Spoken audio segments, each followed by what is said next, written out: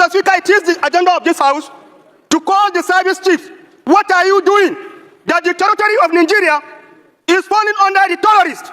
Terrorists are taking control of the territory. And the army, the entire armed forces, their fundamental role is to safeguard Nigerian territory. And the territory has been taken over by terrorists. Mr. Speaker, the first week of May, Goro, where I was born, bandits invaded my hometown, killed one person, abducted 10 women and children.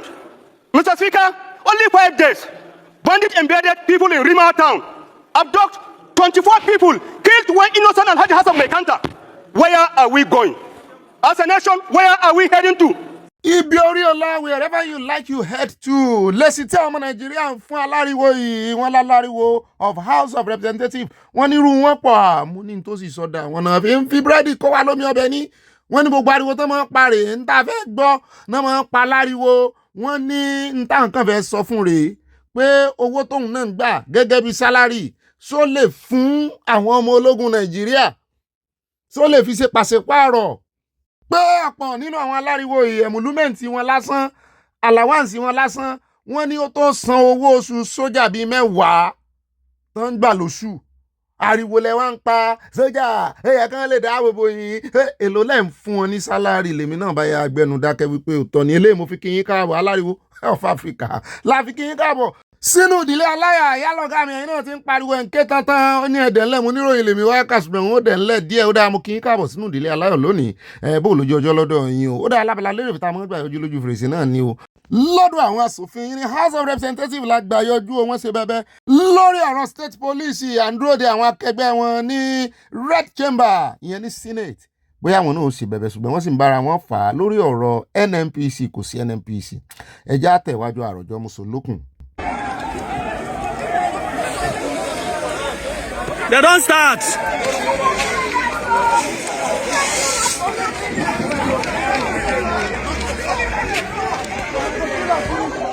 They don't start. Sorry, no fight.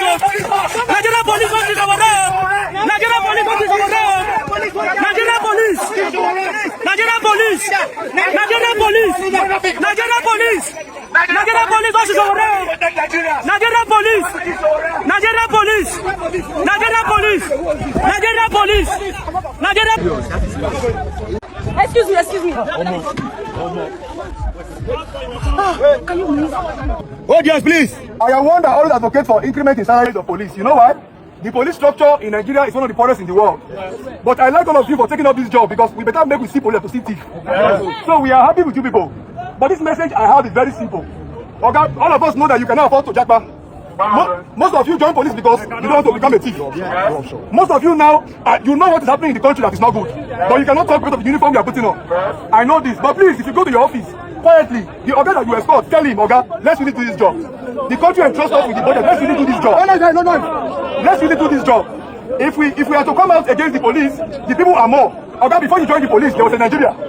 There was a Nigeria that gave you free education. There was a Nigeria that gave you free everything. But today your children are not experiencing anything free. The only thing free is kidnapping. The only thing free is beating. The only thing free is raping. The only thing free is killing. Okay, you don't want that because the future is not sure for any of us, including your children. It is a big shame that the salary they are managing.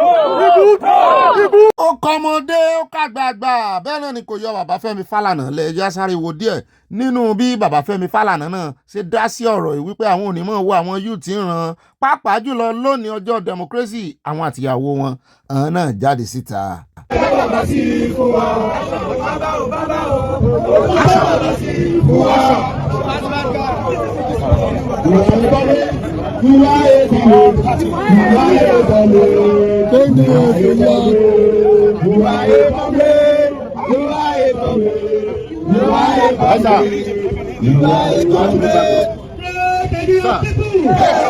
Gẹ́gẹ́ bí ẹ ṣe mọ̀ wípé ilé ayé pé méjì bó ṣe wà lákọ ló wà lábo bó ṣe wà líkì ló wà ń gbàǹjẹ mọ́bìnrin pé mo rẹ́rìn àwọn olóṣèlú yìí mo sọnù ìròyìn lẹ́kùnrẹ́rẹ́ wípé wọ́n ti yẹ̀yẹ́ protest wọ́n jẹ́ kí protest lẹ́nu ọ̀rọ̀ mọ́ wọ́n jẹ́ kí protest múlẹ̀ mọ́ abẹ́rẹ́ àwọn náà ti kóra àwọn jáde àwọn tún wá wọ green tó jẹ́ wípé bọ́n bá so fọ́nrán méjèèjì fún àwọn international community wọ́n á fẹ́ kọ́kọ́ wo eléyìí ná torí àwọn tún tóra wọn dáadáa náà jáde wọ́n lẹ́yìn olódòdẹ náà wà pọ́n fọwọ́ sí ní tí olódòdẹ ń ṣe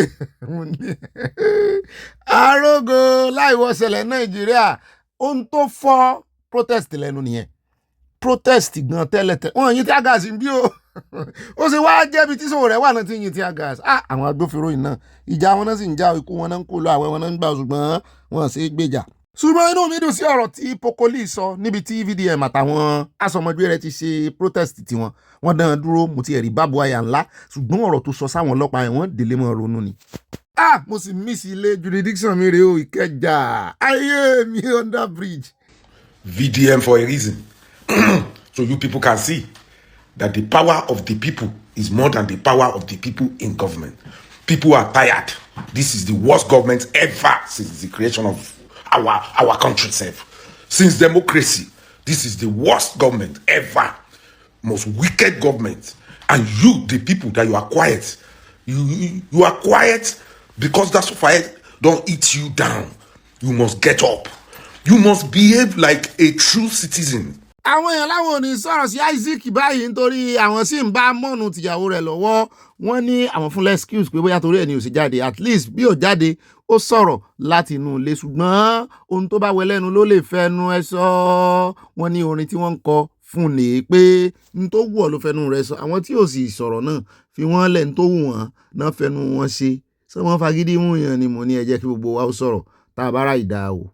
àyà ni ọ̀gá mi ó ní I stand to be corrected ó ní gbogbo èèyàn kan ni ó sọ̀rọ̀ at the same time ó ní àwọn tá a ti ń sọ̀rọ̀ láti jọ nǹkan ó ní bàbá sọ nǹkan kan mọ́ ó ló tó bẹ́ẹ̀ ojú bẹ́ẹ̀ lọ apariwo títí àwọn tó sì ń sọ̀rọ̀ iná ọ̀rọ̀ tó ń sọ sí direction gidi náà mú wa lọ pé wọ́n ń jà sápò ara wọn ni àwa la wà lójú náà mo láàyà ó ní bẹ́ẹ̀ ni ọ̀gá mi ẹ jẹ́ kó náà sọ̀rọ̀ ó láriwo lásán ariwo inú ọjà làwọn eléyìí ń pa ariwo politics ó ní àwa tá à ń pariwo wípé a fẹ́ gbòmìnira gangan ó ní ká ní ọgbọ́n orí wọn ó péye ni ó lẹ́yìn wa ló yẹ kán wà kán darapọ̀ kájọ mọ́ paláriwo a ti rójútùú sọ̀rọ̀ ìtìpẹ́tìpẹ́ ó náà wà lára àwọn tí ń fà wá sẹ́yìn pé ariwo lásán ni mo ní àyà mú ọ̀tún láìkí ibi tó tún gbà yọ yìí. Very dark man should relocate his protest to Edo State. I am not in Abuja. Very dark man, this message is for you and your sponsors. Very dark man, relocate your protest to Edo State before I came back to Abuja. I am out of Abuja. Before I came back to Abuja, stop this confusion you wanted to create in the north. Already, very dark man, you said we, the northerners, you said we are not educated. That is what you said. And I quote you. You said we are not educated. We didn't go to school. You insult of all sorts kind of insult. You disrespect the north. Look, very dark man, let me tell you. The approach you think you are giving to other parts of the country, the way you think you can insult other parts of the country, we cannot tolerate it in the north. We cannot tolerate that in northern Nigeria. So, there is nowhere you will protest. It's for you to come to Abuja. You want to cause problem in the north, whereby our security agencies have started yielding a fruitful achievement. Most especially, I watched it in the news when FCT Commissioner of Police started attacking bandits. wọ́n ní kó gbé gbogbo ẹnu ẹ̀ sọ́hùn-ún onírúgbọ̀n yẹn ń kọ́ òun ò sí lábùjá kó tó lo ríǹgì obìnrin ríǹgì ayé àtijọ́ òun ò sí lábùjá òun ó tó padà dé nǹkan sí ọ àìsí ilé olódò ilé ìdílé èkúté kọ́ lòwe tó ń pa òun ṣé bẹ́ẹ̀ dákùnmá wà nù àwọn tí ó sà fún àti wípé sàbùjá wa jẹ́ north so jẹ́ north ni ẹ̀wọ̀n wo onírúgbọ̀n yẹn pẹ́ ó ní olórí àwọn youth Àrẹwà o tẹ́ ẹ bá sì lọ gbogbo tí very dark man ń sọnú ọ̀rọ̀ rẹ̀ tí bàbá Gbàgòdù náà sọ̀rọ̀ sí kò fi ibi kankan tàbùkù àwọn Haúsá o ó ń gbèjà wọn ni o àwọn olórí wọn ló tàbùkù o wípé wọ́n ń fi àjà àwọn ọmọ ẹ̀yìn mo rò pé òkè kàtígórì olórí lélẹ́yìn náà fọ́ọ̀sì ló ṣe dùn ún kókó làbújá.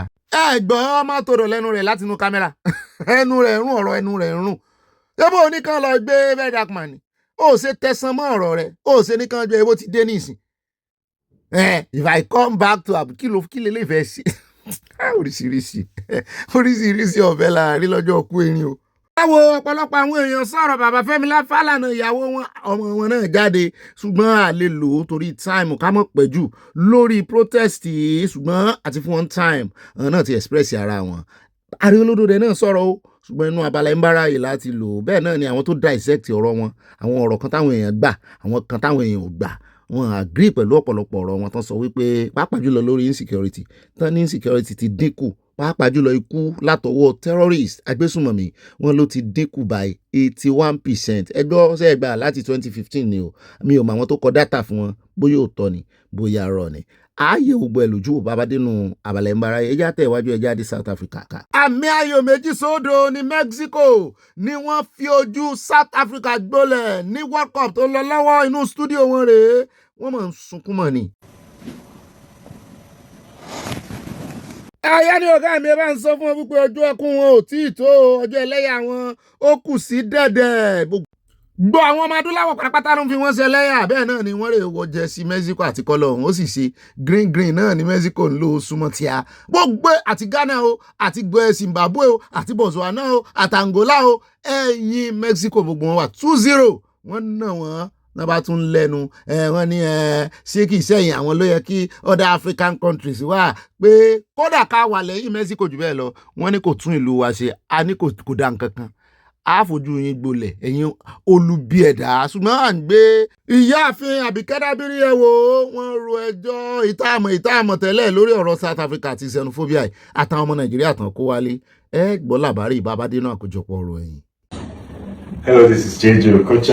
I'm about to unveil this special award being given to me by FIFA, and it was given to me for winning the superior man of the match in a World Cup game, Nigeria versus Spain, 1998. So special thank you to Mikel and Copper 90 for this amazing award. ó jẹ́jẹ́ òkúsà abọ́ọ̀yọ́ abọ́ọ̀dúpẹ́ South Africa ń sunkún tiwọn lọ́wọ́ bẹ́ẹ̀ ni àwa ń báwọ̀ ọjọ́ ayọ̀ ń tiwa congratulations. ó rẹ̀ ẹja tẹ̀ wájú ẹja àwòrán àwọn eléríkérí méjì.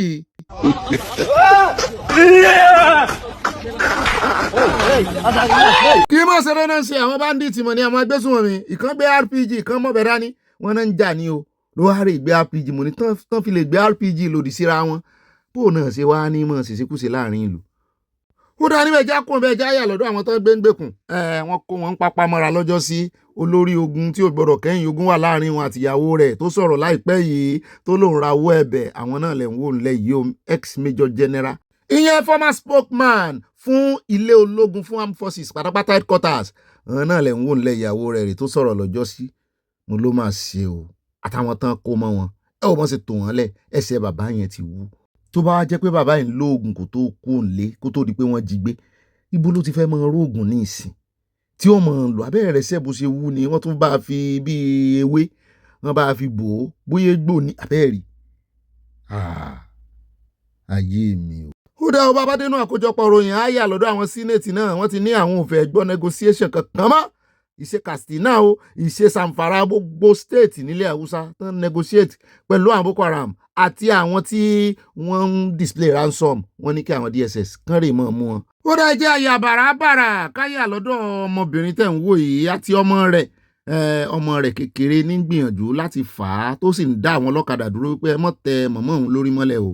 story tó wà behind this scene tẹ̀ ń wò yìí gangan ni wípé wọ́n ní wọ́n wó ilé arábìnrin ẹni ṣé Nàìjíríà ló ti ṣẹlẹ̀ kò jọ Nàìjíríà lójú mi ṣùgbọ́n mo sámọ̀ wípé ilẹ̀ adúláwọ̀ ni àwọn kan ní Nàìjíríà ni ṣùgbọ́n location kọ́ la fẹ́ sọ̀rọ̀ lé lórí bí kò ṣe wípé ó wà emotional ọmọ kékeré ẹ wò bí ṣe ń gáìdì mọ̀mọ́ rẹ̀ á tún tún wò ní ìsìn ibi títí ń fa mọ̀mọ́ rẹ̀ wípé mọ́rí ìpara rẹ̀ mọ̀mọ́ ló ń fẹ́ lọ kọlu mọ́tò lọmọ ìwá ni bí ó ṣe lágbára tó náà ni ọmọ kékeré o ló ní òun ò ní gbà kí mọ̀mọ́ òun kú kí mọ̀mọ́ òun lọ wọ́n ní bá òkú iṣẹ́ òtàn ẹ̀yìn ọlọ́kadà ẹ̀mọ́ tẹ mọ̀mọ́ òun lórí mọ́lẹ̀ o asáàrí àwọn èèyàn tán wá dòòlà mọ̀mọ́ rẹ̀ àṣẹ̀yìnwá àṣẹ̀yìnbọ̀ ó tún fọwọ́ gáìdì mọ̀mọ́ rẹ̀ ní káwọn èèyàn gan tó dé ẹ̀rí ó ń fi kíní kó lè dá mọ̀mọ́ rẹ̀ dádúró ṣùgbọ́n ó fọwọ́ mú kíní ara kíní réèlì yẹn tó fi ń wà mọ̀mọ́ rẹ̀ mọ́ra wípé ànípò kó lójú títì náà bá òkú ìṣe òtán.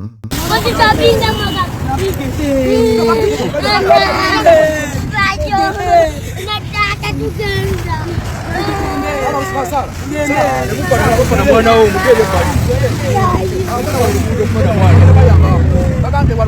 ní nǹkan tá à ń sọ báyìí ṣe rí ẹ wo wọ́n fi ẹlẹ́lẹ́ni fi àwọn ọmọ ẹ̀ sí ṣọ́ọ̀bù báyìí ẹ wo màálù dẹ̀ wò lọ́bẹ̀ ó dẹ̀ lọ pé ìrà ni mo ìrà lẹ́wọ̀ ìrà jẹ̀rì báyìí come and pick this thing now wà á mú kí ní ìwé wáyé tó fi ṣe báyìí náà ó dẹ̀ rí pọ́mọ yín sunkún ó yẹ kó lè ṣe ó yẹ kó lè kúrò mẹ́ẹ̀ kó wá bá nǹkan tó ń sunkún sí gẹ́gẹ́ bí ẹlẹ́ran ara ṣẹ̀bí ìrà ń bì ló wà kò yẹ kó rí bẹ́ẹ̀ náà ó rí pé ó ń sunkún bẹ́ẹ̀ ó yẹ kó wá pé kí ló ṣe é mi ń gbọ́ kò yẹ kó rí bẹ́ẹ̀ o kò yẹ kó rí bẹ́ẹ̀ wò báyìí owó lélẹ̀ náà ṣẹ̀bí ìrà lélẹ̀ ẹjọ́ wà níra ni ẹ̀wò tó fẹ́ lọ gbé nǹkan mi báyìí kò yẹ kó rí bẹ́ẹ̀ àtọ̀ I'm telling you. ṣẹ́rí tójú nínú nǹkan tí wọ́n ń sọ látàárọ̀ yọwọ́ wa ni nígbà tí àwa máa fi ifá yìí tá a máa fi ifá yìí parọ́ tí a máa fi ifá yìí parọ́ tá a máa lọ pé mùsùlùmí wàá bá wa sọ ọmọ yẹn lórúkọ tó máa ṣépè fún wa ń bẹ̀ pé kó lọ gbé fáyẹ̀ dànù oṣù rẹ̀ wà lẹ́ẹ̀ lọ gbé dànù ẹ má gbọ́mọ yẹn yà lékilé inú lékilé yìí kẹ́ ló ti rí owó tó fi ń ṣe kọ ribiribi wọ́n ti gbé wa wò wọ́n ti rí pé a fúyẹ́ inú mi dùn lẹ́nìí èyí ìjọ ọjọ́ kan tínú mi dùn ìṣẹ̀ṣẹ̀ wa yìí àkùkọ adìyẹ wa tí mo gbé wa fún kọ̀lọ̀kọ̀lọ̀ yẹ̀wò bá ṣe máa gbà lọ́wọ́ ẹ̀ ní ká múra sí. nígbà tó bá bímọ yẹn ọmọ tí wọ́n tọrọ lọ́wọ́ ifá yẹn ó bá ń pè ní abudu rasaki abudu sẹ́límọ́ abudu jonathan ẹ jẹ́ ká dúpẹ́ ọlọ́run ṣe dáadáa fún wa ẹ jẹ́ ká lọ mọ nǹkan tá à ń ṣe kẹnimánì pọ̀ fún wa ẹ̀gọ́ pọ̀ fún wa ìfojúrénà èèyàn pọ̀ fún wa èèyàn ni bàbá mi tó pa owó ẹ̀nu ilé ẹ̀ tí aláìyá wa ò bá pa táwọn mọ bó ṣe rí owó ẹ̀ tó kọ́ ilé tó kọ́ dọ́kítọ̀ yẹn fún wa mi ò mọ rí láyé mi àmọ́ ojoojúmọ́ ni mò ń ṣàdúrà fún bí òun ṣe pẹ̀tẹ́sì yẹn wọ́n ti lọ wà mọ́ títì aláàmú. oṣù mẹ́ta ní sinmi dẹ́mọ̀sì nígbà tí máàmù wa ń ṣe wá sí ọjọ́ kan nígbà táwọn boko haram tó ń pa àwọn èèyàn èmi rò pé kí ìmáàmù wa ṣe wá sí orúkọ tó ń ṣe pé kò dáa wọ́n ń jà fẹ́sìn ni ìmáàmù ló sọ bẹ́ẹ̀ wọ́n ń jà fẹ́sìn ok àwọn tí research wọn pa yẹn wọ́n ṣe ẹlẹ́sìn ìfèrí ní gbogbo wọn ok pé kò sọmọ ya wa nínú àwọn kìrìsìtẹ́nì yẹn ok pé wọ́n pa àwọn mùsùlùmí ní àwọn mùsùlùmí tó ẹ̀mọ́ wọn ọ̀dọ́ báyìí wèrè ní ìmáàmù láti jọ oṣù mẹ́ta sìn mi ìdẹ́mọ́sá sí wa kírun báyìí mi ìdẹ́mọ́sá kí ló dáadáa nílò òótọ́ àwọn mùsùlùmí ilẹ̀ Yorùbá ló lórí burúkú pọ̀ sí nínú wọn ẹ jẹ́ rí pé àwọn èèyàn yìí àwọn Fúlàní wọ́n ti jà ibi tó kọ́kọ́ bẹ̀rẹ̀ ni pé nígbà Àfọ̀njá ó níṣòro pẹ̀lú ọba Ọ̀yọ́ ó sá lọ sí Ìlọrin ilẹ̀ Yorùbá nìlọrin ó pe Álímì wọ́n jọ kọjú ìjà sí ọba Ọ̀yọ́ wọ́n pa ọba Ọ̀yọ́ lẹ́yìn yẹn ó tó gbà yẹn wọ́n ti tẹ́lẹ̀ ọmọdé sọ síwájú wọ́n ti gbalẹ̀ Haúsá lọ́wọ́ àwọn Haúsá. ó rà mo mọ̀ dákẹ́ díẹ̀ ní o mo sẹ́nu kù kí n plé àwọn fọ́nrán mẹ́tẹ̀ẹ̀ta wọ́n ní í ṣe wọ́n wọnú ara wọn wọ́n ní í ṣe pẹ̀lú ara wọn n tá à ń sọ náà ni wípé kóníkálukú ṣe tiẹ̀. ìṣẹ̀ṣe la bá ń gbà tá a dáyé wọ́n sì fààyè gba everybody náà wá rúgo lọ́wọ́ yín náà wọ wàhálà náà lẹ fẹ́ parun náà lẹ ń dúnkùkù lájà mọ́ náà lẹ ń pè ní àràmù àbí mọ̀ pé oníkálukú ló níwèé tiẹ̀ ni ń bọfá ní ọ̀pẹ̀lẹ̀ tiwọn kìrìsìtẹ́nì níwèé tiẹ̀ bẹ́ẹ̀ náà ni mùsùlùmí níwèé tiẹ̀ according to your book is your faith. bí wọ́n bá wá ka nǹkan nùwé rẹ̀ tó wá fẹ́ máa fi rèé lọ ẹni ẹlẹ́sìn míì lọ́rùn tó náà sì níwèé tiẹ̀ ti ń kà tí wọ́n wá fẹ́ máa fi tó kànú ìwé tiẹ̀ máa fi rúùlù pé tìwé tiẹ̀ nìkan ẹni tí ò bá mọ̀ dé oko bàbá ẹnìkan rí kó lè mọ̀ wípé oko bàbá àwọn kéré o oko bàbá ẹlòmíì ìjókòó bàbá àwọn lọ o jàgídíjàgan náà ń pè bẹ́ẹ̀. Ọlọ́run tó dá different colours Ọlọ́run tó dá different languages òun náà ló dá different ẹ̀sìn mo ti ń ṣe èbò ìtumọ̀ ẹ̀ náà ni pé ó mọ̀ pé látara bẹ̀ á fi ìfẹ́ gbára wa ó lè dá wa ní kọ́lọ̀ kan náà ó lè dá wa lélédè kan náà ó lè dá wa lẹ́lẹ́sìn kan náà tó sì jẹ́ pé ó fẹ́ ká ṣiṣẹ́ tọ ìfẹ́ ni pé èdè kan náà kọ́ lẹ́jọ́ ń sọ yìí ó ṣùgbọ́n ẹ nífẹ̀ẹ́ ara yín ó mà ṣe fún ìran Yorùbá o. ẹ wà lájà lọ nǹkan àti pè mí látàárọ̀ nìkan Simona níbo ló wà ṣẹ̀dá òun yìí ń rú má bọ̀ owó tó bá fẹ́ gbé kó má gbé bọ̀ wọ́n á lé kó wá dó o má sùn tẹ́ o àwa dẹ̀ ń tẹ́ pé à ń wọlé àfàlájà lẹ́sìn síta ẹni tó yẹ pé tí bá sùn ta gan ó máa ń para fún mi ni kò ní ọ̀run dùn àwa wá fílẹ̀ síta alájà ti dẹ̀ ń tọ́ yẹn pé ó ìta lọ́wọ́ Allahu Akbar Allahu Akbar mi ti fẹ́ lọ wọlé lọ sùn báyìí alájà wà ń ta bọ́ ó yí ọlọ́run ẹni tó pa alájà kó o má kú mọ́. ó dá ẹjẹ́ kó mi ẹjẹ́ tún wáyà lọ́dọ̀ arábìnrin yìí wọ́n mọ̀ bí ẹni mowó lọ́sùn nípa ọ̀rọ̀ òṣèlú òun náà ojú orí ló gbà lọ́wọ́ tí ò jẹ́ kí bàbá rẹ̀ sinmi ó ní kí bàbá àwọn mọ̀ sùn kàn mọ́ wo ó ní APC ní bàbá àwọn ṣe láyé pé APC náà lòún sì mọ̀ pọ́n ń ṣe lọ́rùn kan wá ràn lọ́wọ́ kí APC win ni o.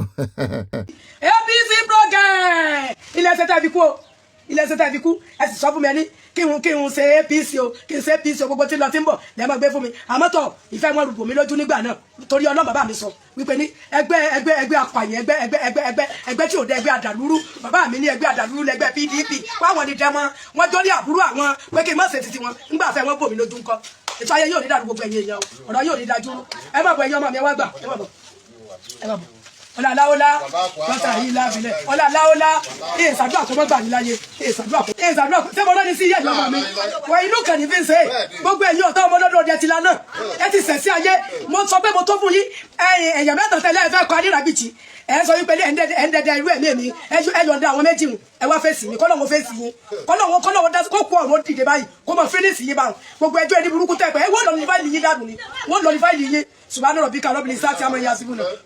ọmọ àkànbí tún yín náà ni o ìbànújẹ́ ó kéré ó tóbi ò mọ̀ ní wọlé tọ́ ẹnì kọ̀ọ̀kan wà ẹ dákun torí Ọlọ́run mo rí ìyá kan lórí social media gbogbo abiyamọ ayé lọ́kùnrin àti lóbìnrin àmọ́ ní ṣòfò ọmọ àmọ́ ní rẹrù ẹlẹ́rù ká fa tiwa lọ́wọ́ ìyá yìí ó jọ mí lójú pẹ̀lú bí ìyá yìí ṣe dàgbà tó àwọn dàda ń dín ní òpònú ìyá bíi mélòó kan ní ìkan fídíò ìkan ń ṣe àṣẹ àwọn ìyá yìí wọ́n dúró nídìí òòṣà kan ìdí òòṣà tí wọ́n dúró yìí wọ́n ní wọ́n ń pè bẹ̀ ní bóyá ìrágbìjì àbígbì kankan ṣá náà pé ìdí òòṣà yìí pẹ̀lú bí ìyá yìí ṣe dàgbà tó ló ń fi àgbàlagbà ara rẹ̀ ní fi ń ṣépè ní ń pe àwọn alálẹ̀ inú òòṣà ó ní nítorí ẹni tí òun fi ẹjọ́ sun àwọn alálẹ̀ wípé ẹni bá bínú rẹ̀ wípé kó kàgbákò ẹni bá bínú rẹ̀ wípé kó ṣòfò ìyá yìí wá ṣàdúà títí ṣe rí àdúà tí ìyá yìí ṣe fún ẹni tó ṣàdúà fún wípé kó tún lè lọ ẹlẹ́ẹ̀kẹrin padà ìyẹn kọ́ ló kàn mí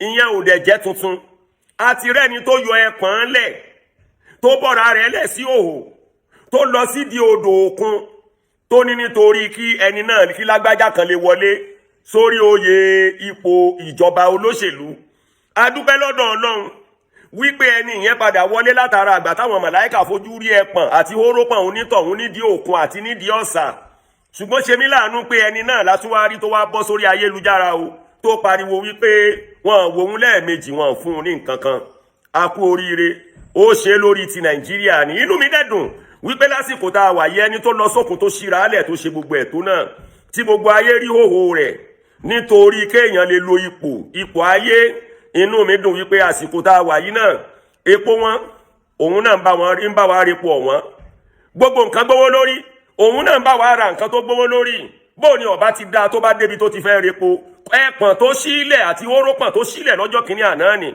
nítorí àtẹnujẹ ní kápẹ́ni àbí nítorí ìfẹ́ Nàìjíríà àbí nítorí ọjọ́ ọ̀la àwọn ọmọ wa kì bá dé filling station kó fẹ́ repo sí mọ́tò kó sì ṣe ẹpọ̀n lẹ̀ sáwọn àtẹ́ńdàtì pé ó yá bí mo ṣe tẹ́ni tó wọlé ṣe wọlé lélẹ́ ó yẹ mọ́ ti kú ọ̀fẹ́ fún mi níjọ́ wo la tó fẹ́ ronú. ìyá wa aríbẹ̀ ti ṣàdúà ní tó ṣe mí láàánú ni pé gbogbo irú ẹ̀yin ìyá báyìí tẹ́ ń pariwo pẹ̀lú ìnira èyí tó yẹ ká fi sunkún sọ́lọ́run lọ́rùn bó làwọn ọmọ yín ò ṣe ní ṣẹrú ayé ẹ̀yin wálé ayé ẹrú ayé ẹ tún fi sàtífíkẹ́ẹ̀tì ìwáyé ẹrú ayé ẹ tún fi láwọn ọmọ yín lọ́wọ́ pé kán kọ̀ntínú gẹ́gẹ́ bí ẹrú ayé oyè ìjẹ́rú ayé wá fẹ́ máa tọ̀ràn nínú ayé yín tó bá jẹ́ pé bẹ́ẹ̀ ti lọ sọ́dọ̀ àwọn òòṣà tẹ́ ń pariwo àwọn alálẹ̀ tẹ́ ń ṣépè pé àwọn ọ̀tá ẹni tẹ́yìn ń ṣàdúrà fún yìí o pé káyé wọn bàjẹ́ ni bóun ni ò bá ti dákẹ́ sáré irú ẹ̀ nítorí àwọn ọmọ yín kò ní jẹ́ ẹ̀yin táyé àwọn ọmọ yín bá dáa kò ní jẹ́ ẹ̀yin táyé àwọn ọmọ yín bá sunwọ̀n kò ní jẹ́ ẹ̀yin táyé àwọn ọmọ yín bá tòrò kò ní jẹ́ ẹ̀yin láàbá nídìí iṣẹ́ irú nǹkan báyìí àmọ́rú yín pọ̀ lọ́pọ̀lọpọ̀ àsìkò òṣèlú báyìí náà là máa ríru yín ẹni tí ò ráṣẹ lẹ́nu ṣàdúà fọmọ rẹ̀ kọ́mọ rẹ̀ níláárí tó jẹ́ pé wọ ayé làwọn ọmọ yín sí àwọn ọmọ yín ò ṣe é tọrọ ọmọ ṣe bẹ́ẹ̀ mọ̀ pé ọmọ méjì ló wà ọmọ tá a fi júwe ọmọ àtọmọ tá a fi tọrọ ọmọ ọ̀pọ̀lọpọ̀ ẹ̀yin ìyá báyìí tẹ́ ń kú lórí ẹni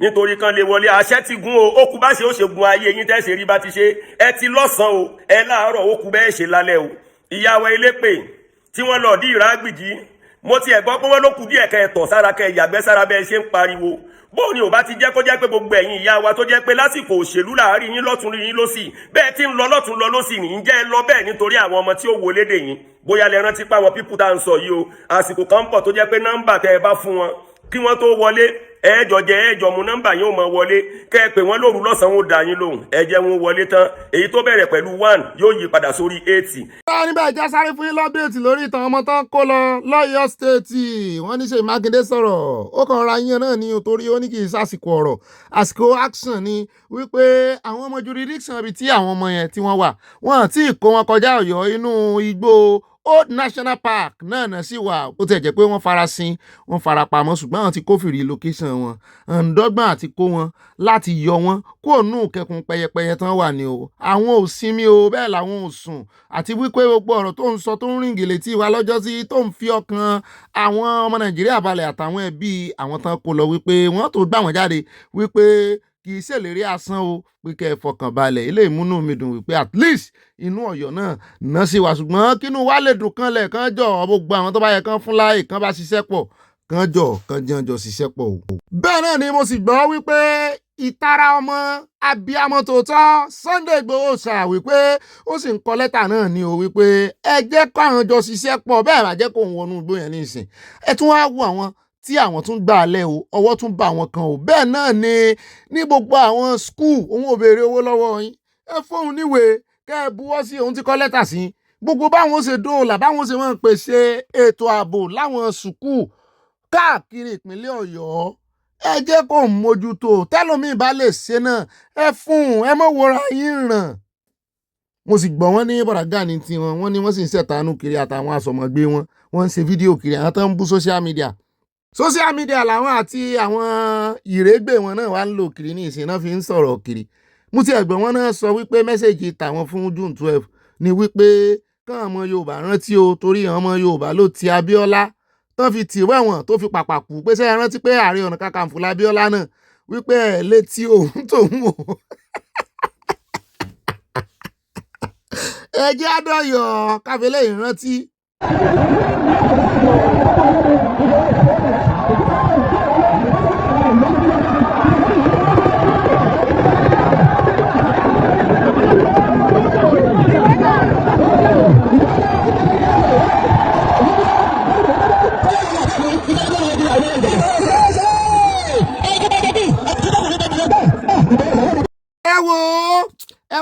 kó lẹ́kọ̀ọ́ ẹ̀kọ́ kọ́la ẹ gbádé fẹ́ni tí Ọlọ́run gbádé fún ẹ gbóyè fẹ́ni tí Ọlọ́run yàn lóyè o ẹni tásìkò ẹ ti lọ kó mọ̀ bínú o ìgbà lásọ ìgbàlẹ̀ o ẹni tí Ọlọ́run yàn ẹni tí Ọlọ́run fẹ́ táyé ń fẹ́ rèé àwọn kan ní ṣe àìrè wọn ní bò wọ́n ń béèrè lọ́wọ́ mi wọ́n ní ṣe tuntun ni wọ́n ní ṣe òdù ni mo ní bí wáìnì bá ṣe òdì tó náà ní ṣe mọ́ tẹ́sítì àmì Sunday yọ yí Ọlọ́run ọba orúkọ làpọ̀ bá aládé ó dá àdúrà ni ẹ mọ́ bá ń fi ràn lọ́wọ́ o nítorí ó rẹ́dí àti ṣiṣẹ́ wọ jẹ́ wọ́n sáré fún yín ròyìn àwọn tí wọ́n ní ọwọ́ tún bà níbi tó nǹkan ti ń rojọ́ wẹ́wẹ́ kiri orí agbágbé Sunday Igboho ń bá iṣẹ́ rẹ̀ lọ. Sunday Igboho Iru Ekun security network arrest 2 suspected kidnappers ní Ọ̀ṣun wọ́n sì tún rescue àwọn tán ti jí gbé méjì.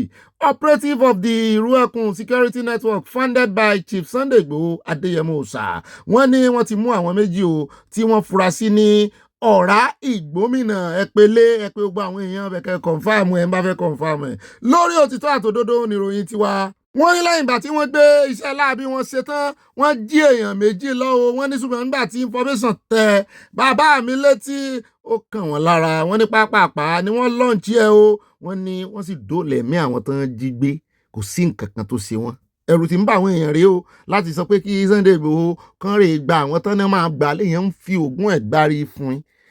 Ọlọ́run sì wá jẹ́ kí nǹkan tó ṣẹlẹ̀ ń bàdàn Ọlọ́run kọ́ ló ní kí láàbí ṣẹlẹ̀ o ṣùgbọ́n Ọlọ́run ló lo bàbá Sunday Igboho ló fi gba àbúrò pẹ̀ǹkẹ̀lẹ̀ mẹ́sì bòde odidi èèyàn mẹ́ta nǹkan kan ò sì sí wọ́n sì pa á lára àwọn tí wọ́n jíyàn gbé.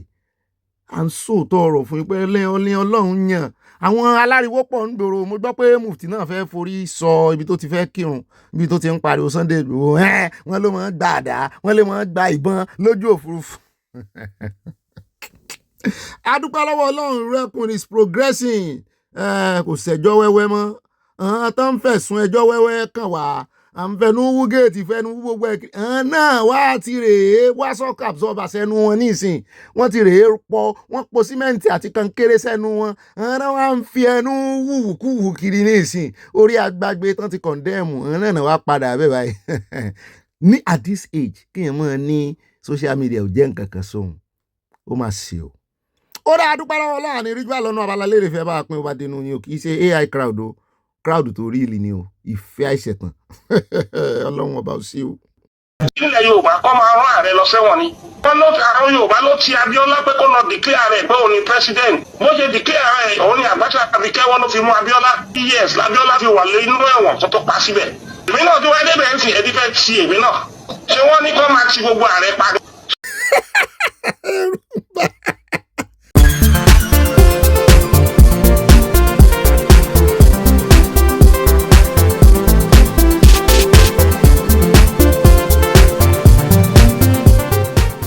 Your worst enemy go be your best friend. Every night and day we dey talk our daily bread. You never can tell who go be your best friend. You never can tell when the world dey go end. Shey make we yarn about the 1 June 12 wey be say dem kill people before the 12. Abi make we talk of Clifford Orji, cannibal man wey dey chop man body. Abi make we talk about the bandit wey dem dey dumbu people anyhow. Dem go kpai you shout Allahu Akbar. Dem dey kpai people anyhow. Dem dey kidnap everybody. Bandit full on top TikTok. If I say oh you say P, another man say see, omo na you sabi. If I say oh you say P, another man say see, omo na you sabi oh. If I say oh you say P, another man say see, omo na you sabi. I see them born man oh for inside Ajegunle. I see them born man. Them kpai men oh for inside Ajegunle.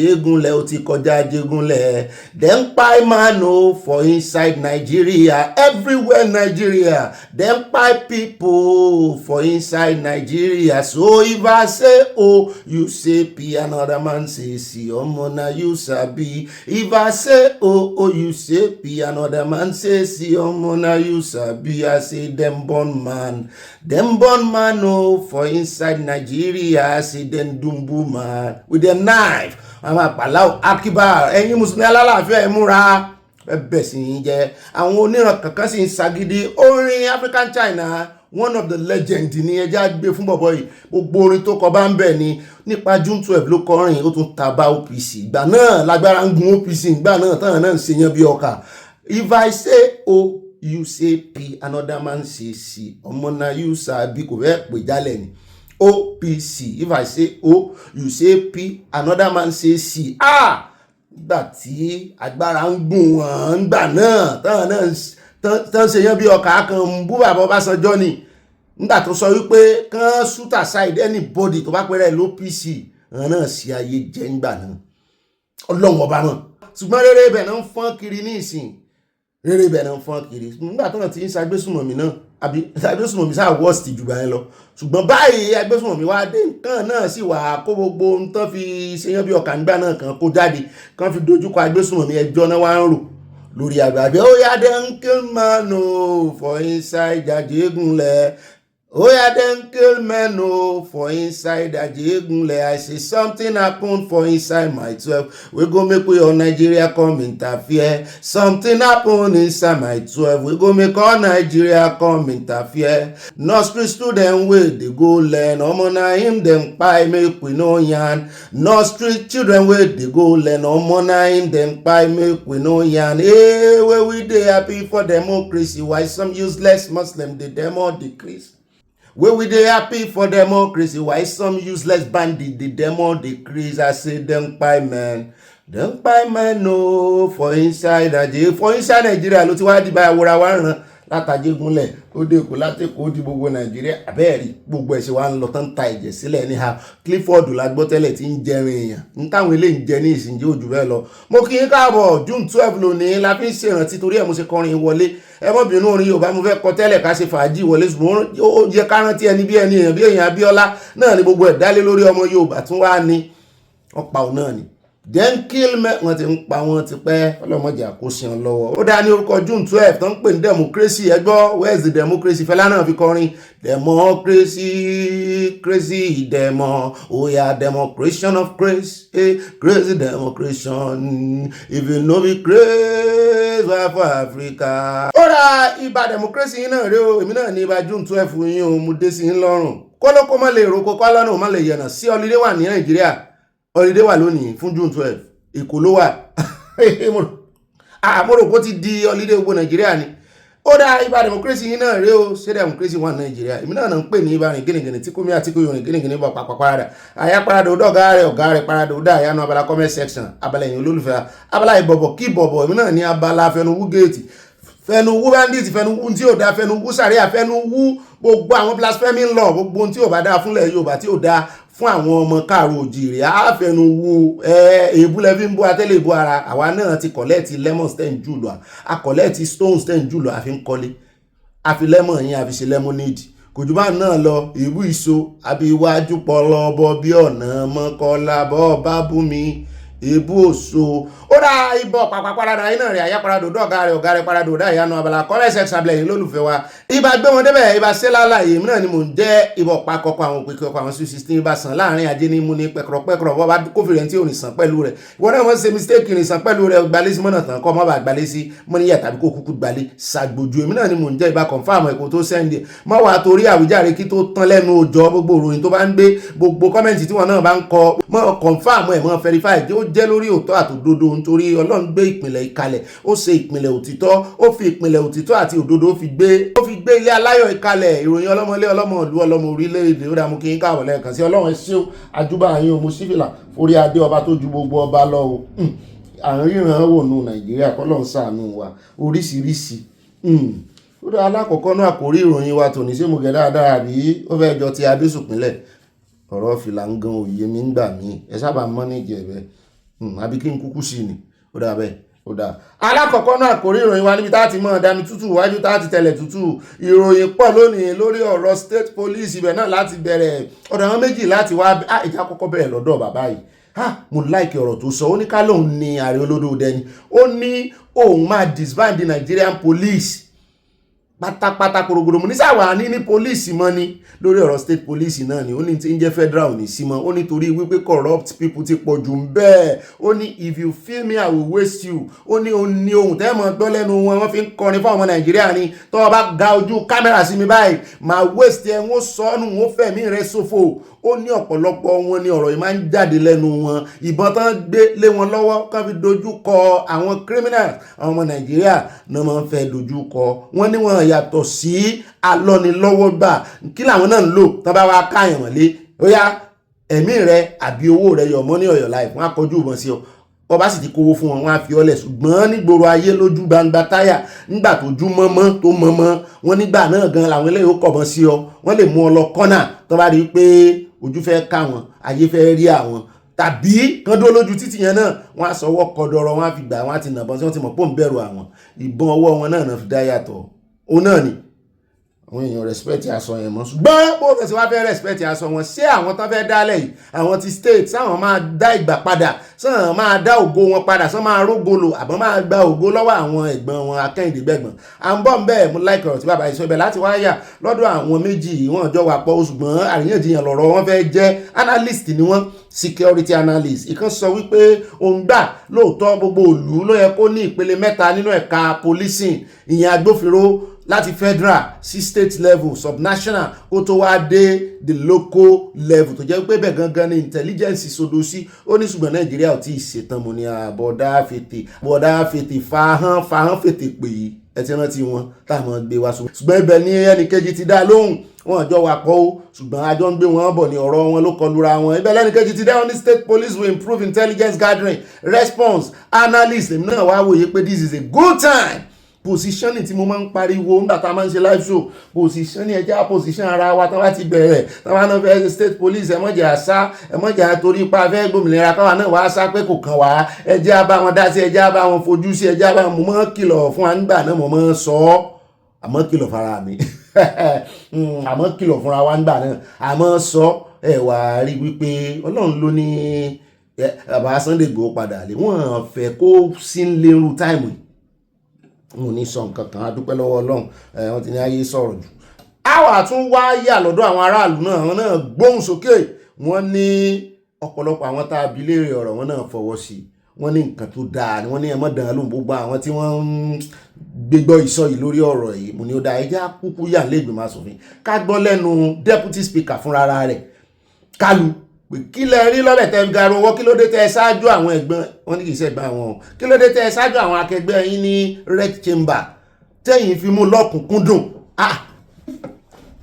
wọ́n bínú àga yìí ní ṣe bákan tẹ́yìn fi mú lọ́kùnkúndùn àwọn èèyàn sì ń dá ìdá NNPC lọ́wọ́ mo rí wọn tán ń bára wọn fà ìkan náà tún gbé ìdà wà báyìí sínú kinní tó lóun wá láti traditional home àwọn òun pé o méjì ṣé inú ilé ìgbìmọ̀ aṣòfin ló ti wá wọn pé o méjì tẹ́ẹ̀ tí ẹ̀ síríọ̀sì rárá ẹ ó lẹ́wọ́ lọ fi ṣé àkùkù ní gba ògo lọ́wọ́ wọn gbé lé àwọn green chamber lọ́wọ́ báyìí ó ń jọ bẹ́ẹ̀ ni pé àwọn green chamber wọ́n ń bá wa fẹ̀mí rin o bẹ́ẹ̀ ni òun táràlú ìṣe gbogbo ẹ̀ náà o ṣùgbọ́n gbogbo àwọn sì mọ́ wọ́n ti asáré sàn ẹ̀ bẹ́ẹ̀ náà ni deputy speaker wọ́n ti wá ń sọ̀rọ̀ wípé àwọn mọ̀dí tán fi tọwọ́ bọ̀ oríṣiríṣi náà ti gbọ́ àwọn tí ò fẹ́ yóò dá kinní kan lẹ́ o corruption ti wà ọ̀rẹ́dí o yóò tún pọ̀ sí ni o àwọn gómìnà ó ajá àkí ẹ o wọ́n mọ̀ fi ṣe rádaràdaràdaràdà o làyà bá ní ẹjẹ́ kó ń dá wọn yànjú ọ̀gá mi mo ní tó bá sọ̀rọ̀ tán ọgbà yànjú kí ló fẹ́ sọ gan àyà já wa sí let the cat out of the bag já worí káàtì ẹ ó ní n tó ń fẹ́ sọ pọ̀ ó ní kàn gba immunity lọ́wọ́ àwọn gómìnà ó ní àyà ó ti bọ́ wọn sí òwò nìyẹn security wọn gangan nìyẹn àwọn gan ti wà ní secure nìyẹn òní bẹ́ẹ̀ ni wọ́n á fi kan gbà kan lọ́wọ́ wọn ni kan fún wọn ní state police torí wọ́n á fi ṣe tí ò tọ́ lóòótọ́ ṣùgbọ́n kan ṣe kí ni kan gba immunity lọ́wọ́ wọn ibà màámi mo ń wa kíyèmí ara yín mo jẹ́rìí àmọ́ bẹ́ẹ̀ á sọ ẹ̀kúnrẹ́rẹ́ ọ̀rọ̀ á pẹ̀ lórí ọ̀rọ̀ state police yìí o torí wọ́n ti fẹ̀sùn kan lódò tẹ́lẹ̀ wípé ó fẹ́ fi ṣe politics ni Okonkwo sì sọ̀rọ̀ ń jẹta kó tó wáá fẹ̀sùn kan Peter Obi lánàá ó sọ pé olódò dẹ́kàn fẹ́ mọ́ fi àyájẹ́ àwọn èèyàn ní ó dẹ̀yìn 2027 kọ́rọ̀ tó ẹ̀ kìíní tó ṣe ní lọ́ọ̀yà tí ẹ̀ bá ní ó gbẹ́nu ẹ̀dà kẹjà nípa ń fẹ́ sọ̀rọ̀ lé lórí àjẹ́ kan sọ̀rọ̀ gidi ẹ̀ fi Okonkwo lẹ̀ wípé true federalism gangan rèé ẹ̀yẹ̀ tí wọ́n tún yá sáré ti gbà tó lódò dẹ nìyẹn wọ́n náà gbà tiẹ̀ fẹ́lẹ́ tó ṣe yìí mo ní bọ́rọ̀ ọmọ Nàìjíríà ṣe rí nù kò sí bí ìnira ṣe mú wọn tó bá ti dìgbà dìbò tán ti pariwo tẹ́lẹ̀ àní dìbò fún o àfẹ́ rí mi ẹ̀ láàtàn o ẹ má dárúkọ ẹlẹ́gbẹ́ wa o what is the meaning of on your mandate o ṣe rí àwọn nǹkan kan wà tí olódòdẹ ó ti ṣẹ́ẹ̀tì báyìí pé tó bá ti máa di ìgbà tó máa fi dìbò báyìí á kàn máa gbé àwọn kìnìyàn wọlé ńkọ̀ọ̀kan ni làwọn èèyàn bá yí òun padà ẹ̀bọ́n ọmọ Nàìjíríà yín ni wọ́n mú ohun yípadà ní ìsìn wọn ni òkùnkùn ti ṣe iná ó mọ̀ ẹ mọ̀ rí náà lò bẹ́ẹ̀ náà ló ń jẹ wọ́n já owó oúnjẹ wálẹ̀ mọ̀ nǹkan a ń bọ̀ lórí gbogbo ọ̀rọ̀ yẹn bàbá tí wàá kó ń bẹ̀ tán á dárúkọ Yèyé Dábírí lánàá lórí ọ̀rọ̀ tàwọn South Africa bẹ́ẹ̀ náà ni ẹ wá gbọ́ àwọn àṣírí kọ̀ọ̀kan kẹ́rẹ́kẹ́rẹ́ ọ̀rọ̀ gbogbo tí South Africa dánwò àwọn èèyàn sọ̀rọ̀ sí wọn ni wọ́n ìṣe èèyàn ẹranko ni wọ́n ní so South Africa lè ṣe báyìí bẹ́ẹ̀ náà ni àwọn èèyàn wá ń bi mí pé kí ni arrangement tíjọba náà ní fún àwọn tí ń bọ̀ sódà kò ní dàbí from fry pan to fire o torí àwọn tó wà nílé náà owó gáàsì owó ilé lọ́tọ̀ láńlọ́ọ̀dù owó oúnjẹ nǹkan wọ́n bóun náà ṣe sí àwọn tó tún ṣe ń bọ̀ yìí ṣé wọ́n ní padà wà mọ́ bú ìjọba wípé kí ló dé ó dàbí ọ̀rọ̀ àwọn ọmọ Israeli tó fẹ́ kún wọn kó lóko ẹrú nígbà tán dé the Red Sea at the entrance of the Red Sea wọ́n ní ìwọ Mósè aláìdáni ẹni ibi ni ó kó wa padà ò bá fi wálẹ̀ ní ilẹ̀ ìgbèkùn ò bá fi wálẹ̀ káwọn kúkú parun mo ní sí ọ̀rọ̀ yìí ò ní dì bẹ́ẹ̀ sáà ní sọ fọlọ́dọ̀ dẹ̀ wípé ó bá ti fa wọ́n lẹ̀ South Africa o kàn kúkú parun o ṣé kò ní dàbí from fry pan to fire ṣùgbọ́n wọ́n láwọn èèyàn ti ń gbówó lẹ̀ àwọn conglomerate àwọn philanthropies oní 1 million wà bẹ́ẹ̀ tán gbówó lẹ̀ mo ní ẹ wò wọ́n dáadáa o èyí tó bá sóògùn olóró ń bẹ̀ ṣe é profile wọn àwọn boys tem kó wọlé olóògùn olóró náà wà nù wọn o èyí tó bá ti ń sóògùn olóró ẹ rehabilitate ẹ o tó bá gbọ́ tí ò bá gbọ́ ẹ mọ́ fún lówó kórè ìmọ̀ ọ̀zù ṣùgbọ́n ṣé kò tún ní dá criminality púpọ̀ lẹ̀ tán bá rí kan ṣe kan sàn ní lọ́mọ gbé lọ́mọ dáná ó dáa á sọ lẹ́kùnrẹ́rẹ́ à ń gbé àǹtí dábìrì bọ̀ ìyá àfin dábìrì jàre wọ́n sọ púpọ̀ lọ́rọ̀ àtún wá padà sílé ìgbìmọ̀ asòfin red chamber ibi tí a ti wá mú ọ̀rọ̀ àpabio náà dá kìnní àìmọ̀pá àdúrò ẹ̀ láti gbàtàríwó ti pọ̀ lórí rẹ̀ lánàá òun náà ti wá sọ̀rọ̀ sókè báyìí o tẹ́ bá bó ṣe ń snob ọ̀gbẹ́ni òsì ọmọlẹ̀ oúnjẹ bẹ́ẹ̀ ní pé òsì ọmọlẹ̀ ó kọjá àyèrè àtàwọn kọmitì yẹn wọ́n ní tán lágbára náà rè tọwọ́ bọ̀ wọ́n ní wọ́n lágbára ẹ̀ tí wọ́n ní wípé ó dá o ẹ ṣe gbogbo submission yín kẹ́ ṣe padà sílé ìgbìmọ̀ asòfin kẹ́ wá tẹ́ndà ìfáwọn àwọn làwọn rán yín iṣẹ́ pé Akpabio nìkan gẹ́gẹ́ bí sílé president ló láṣẹ láti pronounce ọ̀rọ̀ wípé fẹ́ arrest ọ̀gbẹ́ni yẹn pé kì í ṣe páwọn fẹ́ fi ilẹ̀ bó làwọn ṣe fi ilẹ̀ àwọn ò lè fojú fò pé ṣùgbọ́n wọn láṣẹ pé ó ti lọ ń halẹ̀ àti pé ọ̀rọ̀ ẹ̀ ti háàṣì jù ní ẹ fẹ́ sọ̀rọ̀ ibẹ̀ náà láti mú ti sẹ́nitọ́ Ningen wá fún yín níbi tó ti múra bí ológun tó gbé spear wá mo ní kí lélẹ́yìí ó ní traditional attire àwọn ó mọ̀ tó fẹ́ dìjà torí wọ́n ní nínú búkúrúmù àbí nínú òfin ìwé òfin àwọn kì í ṣòfin Nàìjíríà wọ́n ló ní bẹ́ẹ̀ sì lè múra ò gbọ́dọ̀ gbé ìbọn tàbí ohun ìjà kankan wọ inú ilé ìgbìmọ̀ asòfin kí ló wá dé tó ṣe báyìí múra wá ó fẹ́ dìjà à ń bọ̀ ń bẹ́ ayé ogun ẹ̀ wò bàbá dínú àkójọpọ̀ ròyìn bẹ́ẹ̀ náà látún ti wá gbọ́ tí àwọn ọmọ iléeṣẹ́ ológun pè wá wọ́n ní ẹ wá gbé léyìí o wọ́n ní àwọn iswap méjì ọ̀gá lọ́gàá wọ́n ní ni wọ́n ti sọ̀rẹ́ndà báyìí mo ní sọ̀rẹ́ndà under my feet ẹ sọ̀rẹ́ndà àwọn sọ́run ẹ mọ̀ jẹ́ kán lóyún o sọ̀rẹ́ndà sọ́run wọ́n ní ṣe bí ààrẹ olódòdẹ náà ló ní gbogbo àwọn tó jọ̀gá lọ́gà àwọn kan tètè sọ̀rẹ́ndà báyìí pé ikú lè rí ẹ̀ṣẹ̀ wọn mo ní ẹ fi kú sí rí ẹ̀ṣẹ̀ fún wọn jàre sọ̀rẹ́ndà àárọ̀ wò náà wá ń sọ̀rẹ́ndà gbàtàn rí pé ọwọ́ ti ń dún àwọn ò ṣe pé àwọn ọmọ wọn tán ti sì lọ́nà tán ń jẹ́ àwọn èèyàn gbé tán ń pa àwọn èèyàn ọpẹ́lọpẹ́ Ọlọ́run ọpẹ́lọpẹ́ àwọn ológun àtàwọn ọlọ́pàá àtàwọn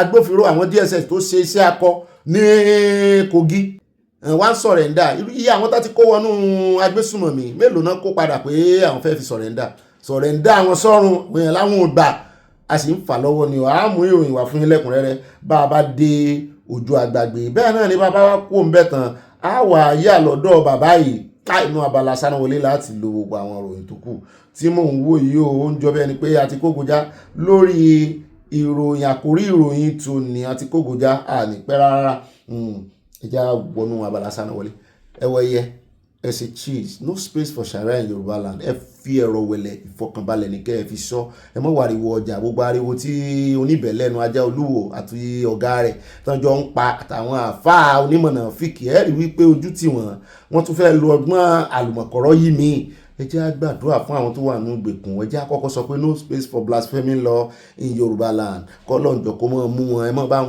fi ègún àìṣépè lórí ìkànnì ṣùgbọ́n ẹ mọ̀ bá ń fi ègún mú wọn ẹ mọ̀ kọ́ sínú comment section lọ́kàn yín ẹ mọ̀ bá ègún tọ́ sí wọn láwọn ará bíi ẹ mọ̀ ẹ fègún mú wọn kílẹ̀ mú wọn kọ́run mú wọn káfẹ́fẹ́ mú wọn gbogbo tí Ọlọ́run ṣẹ̀dá kó gbòdì lára wọn nínú igbó káwọn ejò mọ̀ yọjú sí wọn kán mọ̀ sán wọn pa kán mọ̀ fi àwọn tán kó nígbèkùn lẹ̀ o bọ́lọ́run ṣe tú Pétérù lẹ̀ kúrò ní túbú kọ́lọ́run tú wọn lẹ̀ tí ó ti gbà á kọ́lọ́run tú wọn lẹ̀ ẹ̀wọ̀ ẹ̀yẹ ẹ ṣe pọ̀ ọ́ mọ́mí anáǹsọ ẹ̀ lídìí wa wọ́n ní ká ṣe pọ̀ ọ́ wọ́n ní ká ṣe Mushin olóòṣà ojú mi le kí n rẹ́rìn wọ́n ní ká rẹ́rìn múṣẹ́ àfi pàkà èèyàn rẹ́rìn gégùn fún wọn irú àwọn yẹn gbogbo ẹ̀yin mọ́ mi gbogbo ẹ̀yin ìyá wa tẹ́lẹ̀ yín òkè táìmù ta nídìí yín rèé o táìmù ta ẹ bá wa gégùn fún wọn ẹ bá omi sọ̀rọ̀ ẹ bá tẹ́gùn sọ̀rọ̀ ẹ bá fẹ́fẹ́ sọ̀rọ̀ ẹ bá ilẹ̀ sọ̀rọ̀ ẹ bá yanrìn sọ̀rọ̀ gbogbo ẹ bá iná sọ̀rọ̀ gbogbo ṣẹ̀dá tọ́lọ́run sì ṣẹ̀dá gbogbo wa náà la ní agbára tọ́lọ́run fún wa naturally gbogbo wa ni orí ẹ̀bẹ̀ bá dọ́dọ̀ àwọn tí wọ́n wo ìràwọ̀ wọ́n á ní ọmọ yanrìn lélẹ̀ ọmọ omi lélẹ̀ ọmọ iná lélẹ̀ ọmọ kì í ṣe tí ó jù náà o ní ó ti yé yín àwọn olóyìnbó scientist náà sì gbèsè lẹ́yìn wọ́n á ní wọ Libra wọ́n á ní wọ Sergio náà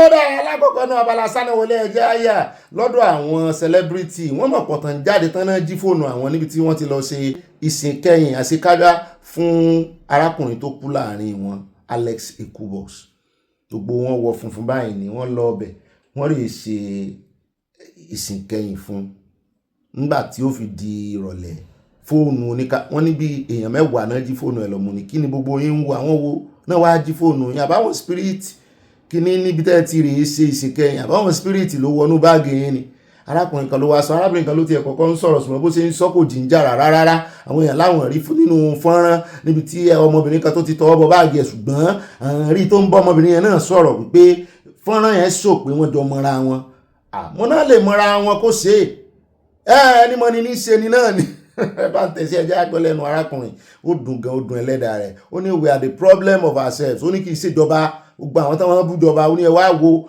èèyàn kú láàrin àwọn rèé sinrelé àwọn rèé fún ní last respect lèèyàn kan wá rójú ra ìjì fóònù pé Bobby mọ́ sọ bẹ́ẹ̀ mọ́ wípé àwọn òkú ló wá jí fóònù lápò àwọn òpè kí lóòkú fẹ́ fi fóònù ṣe ẹ bá ń tẹ̀sí ẹjẹ́ àgbẹ̀lẹ́nu. My heart is really full, like really full. I feel like I've been bottling up a lot, you know, in recent times.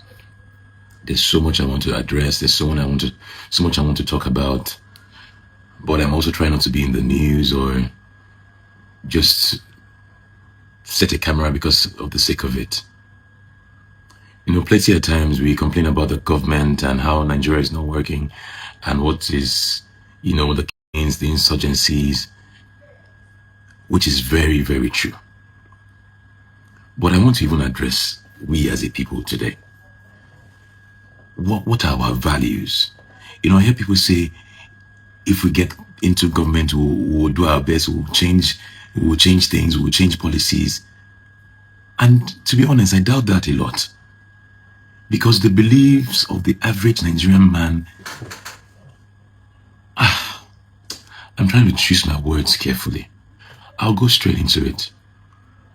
I hosted my dear friends, my brother's service of song last night, and it was one of the hardest things to do. But what I want to address is the fact that at that service of songs, over 5 phones went missing. And this, I'm saying 5 phones because I don't want to exaggerate. I know at least 2 people who missed their phones personally. Bam Bam, Susan Peters. And it just got me thinking, how do you come to a place where people are mourning, where people are grieving, and you steal from them? Okay, let's even leave God aside. Like, what has happened to our conscience as a people? And I don't think that is one person that stole all those phones. At a point, they had to block the gate that people will not leave until they found the phones. Wow, how bad? God. The government is not our problem. I don't think government is not our problem. Even if we chase everybody in government now out, who will lead? Who will do the job? How is your own personal life? How are you living? How are you kind to your brother? You're saying the government is bad, but you are wicked. You're not kind. Not with your words, not with giving, not with sympathy. We're not kind people. I feel this is the height of it. When people are mourning, you come to steal from them, add more sorrow to them. Oh, may God forgive us. This is a call to every Nigerian to start to do the right thing in our little circle. To try to know them when you even, as little as speaking up when you see something wrong happening. Injustice. There's a place in the Bible that says the true religion. I think it's somewhere in, I studied it yesterday. I can't remember where exactly. I'll find it and put it in the caption. It says true religion is that one that's where you care for people, where you speak up for widows, where you speak up for orphans, for the needy. That is what truly religion is. It's not going to church and lifting hands and just crying in the place of worship. It's not enough to do that. How is your life? I mean, people are crying for their phones. Come on. I don't want this video to be too long. Let's think about our lives. Let's take responsibility for our life and the ones around us, and speak the truth at all times, and watch out for people. Because as people, they collect that phone, you tell him that nobody was watching, people were not looking out for those phones, people were not looking, and hey, God. Kódà ẹ káàbọ̀ padà ẹjẹ́ àwọn more serious thing ẹjẹ́ dé ọ̀dọ̀ bàbá yìí bàbá chief DMI chief Tóògùn ex DMI kí ni oyè DMI nínú iléeṣẹ́ ológun director of military intelligence. Wow.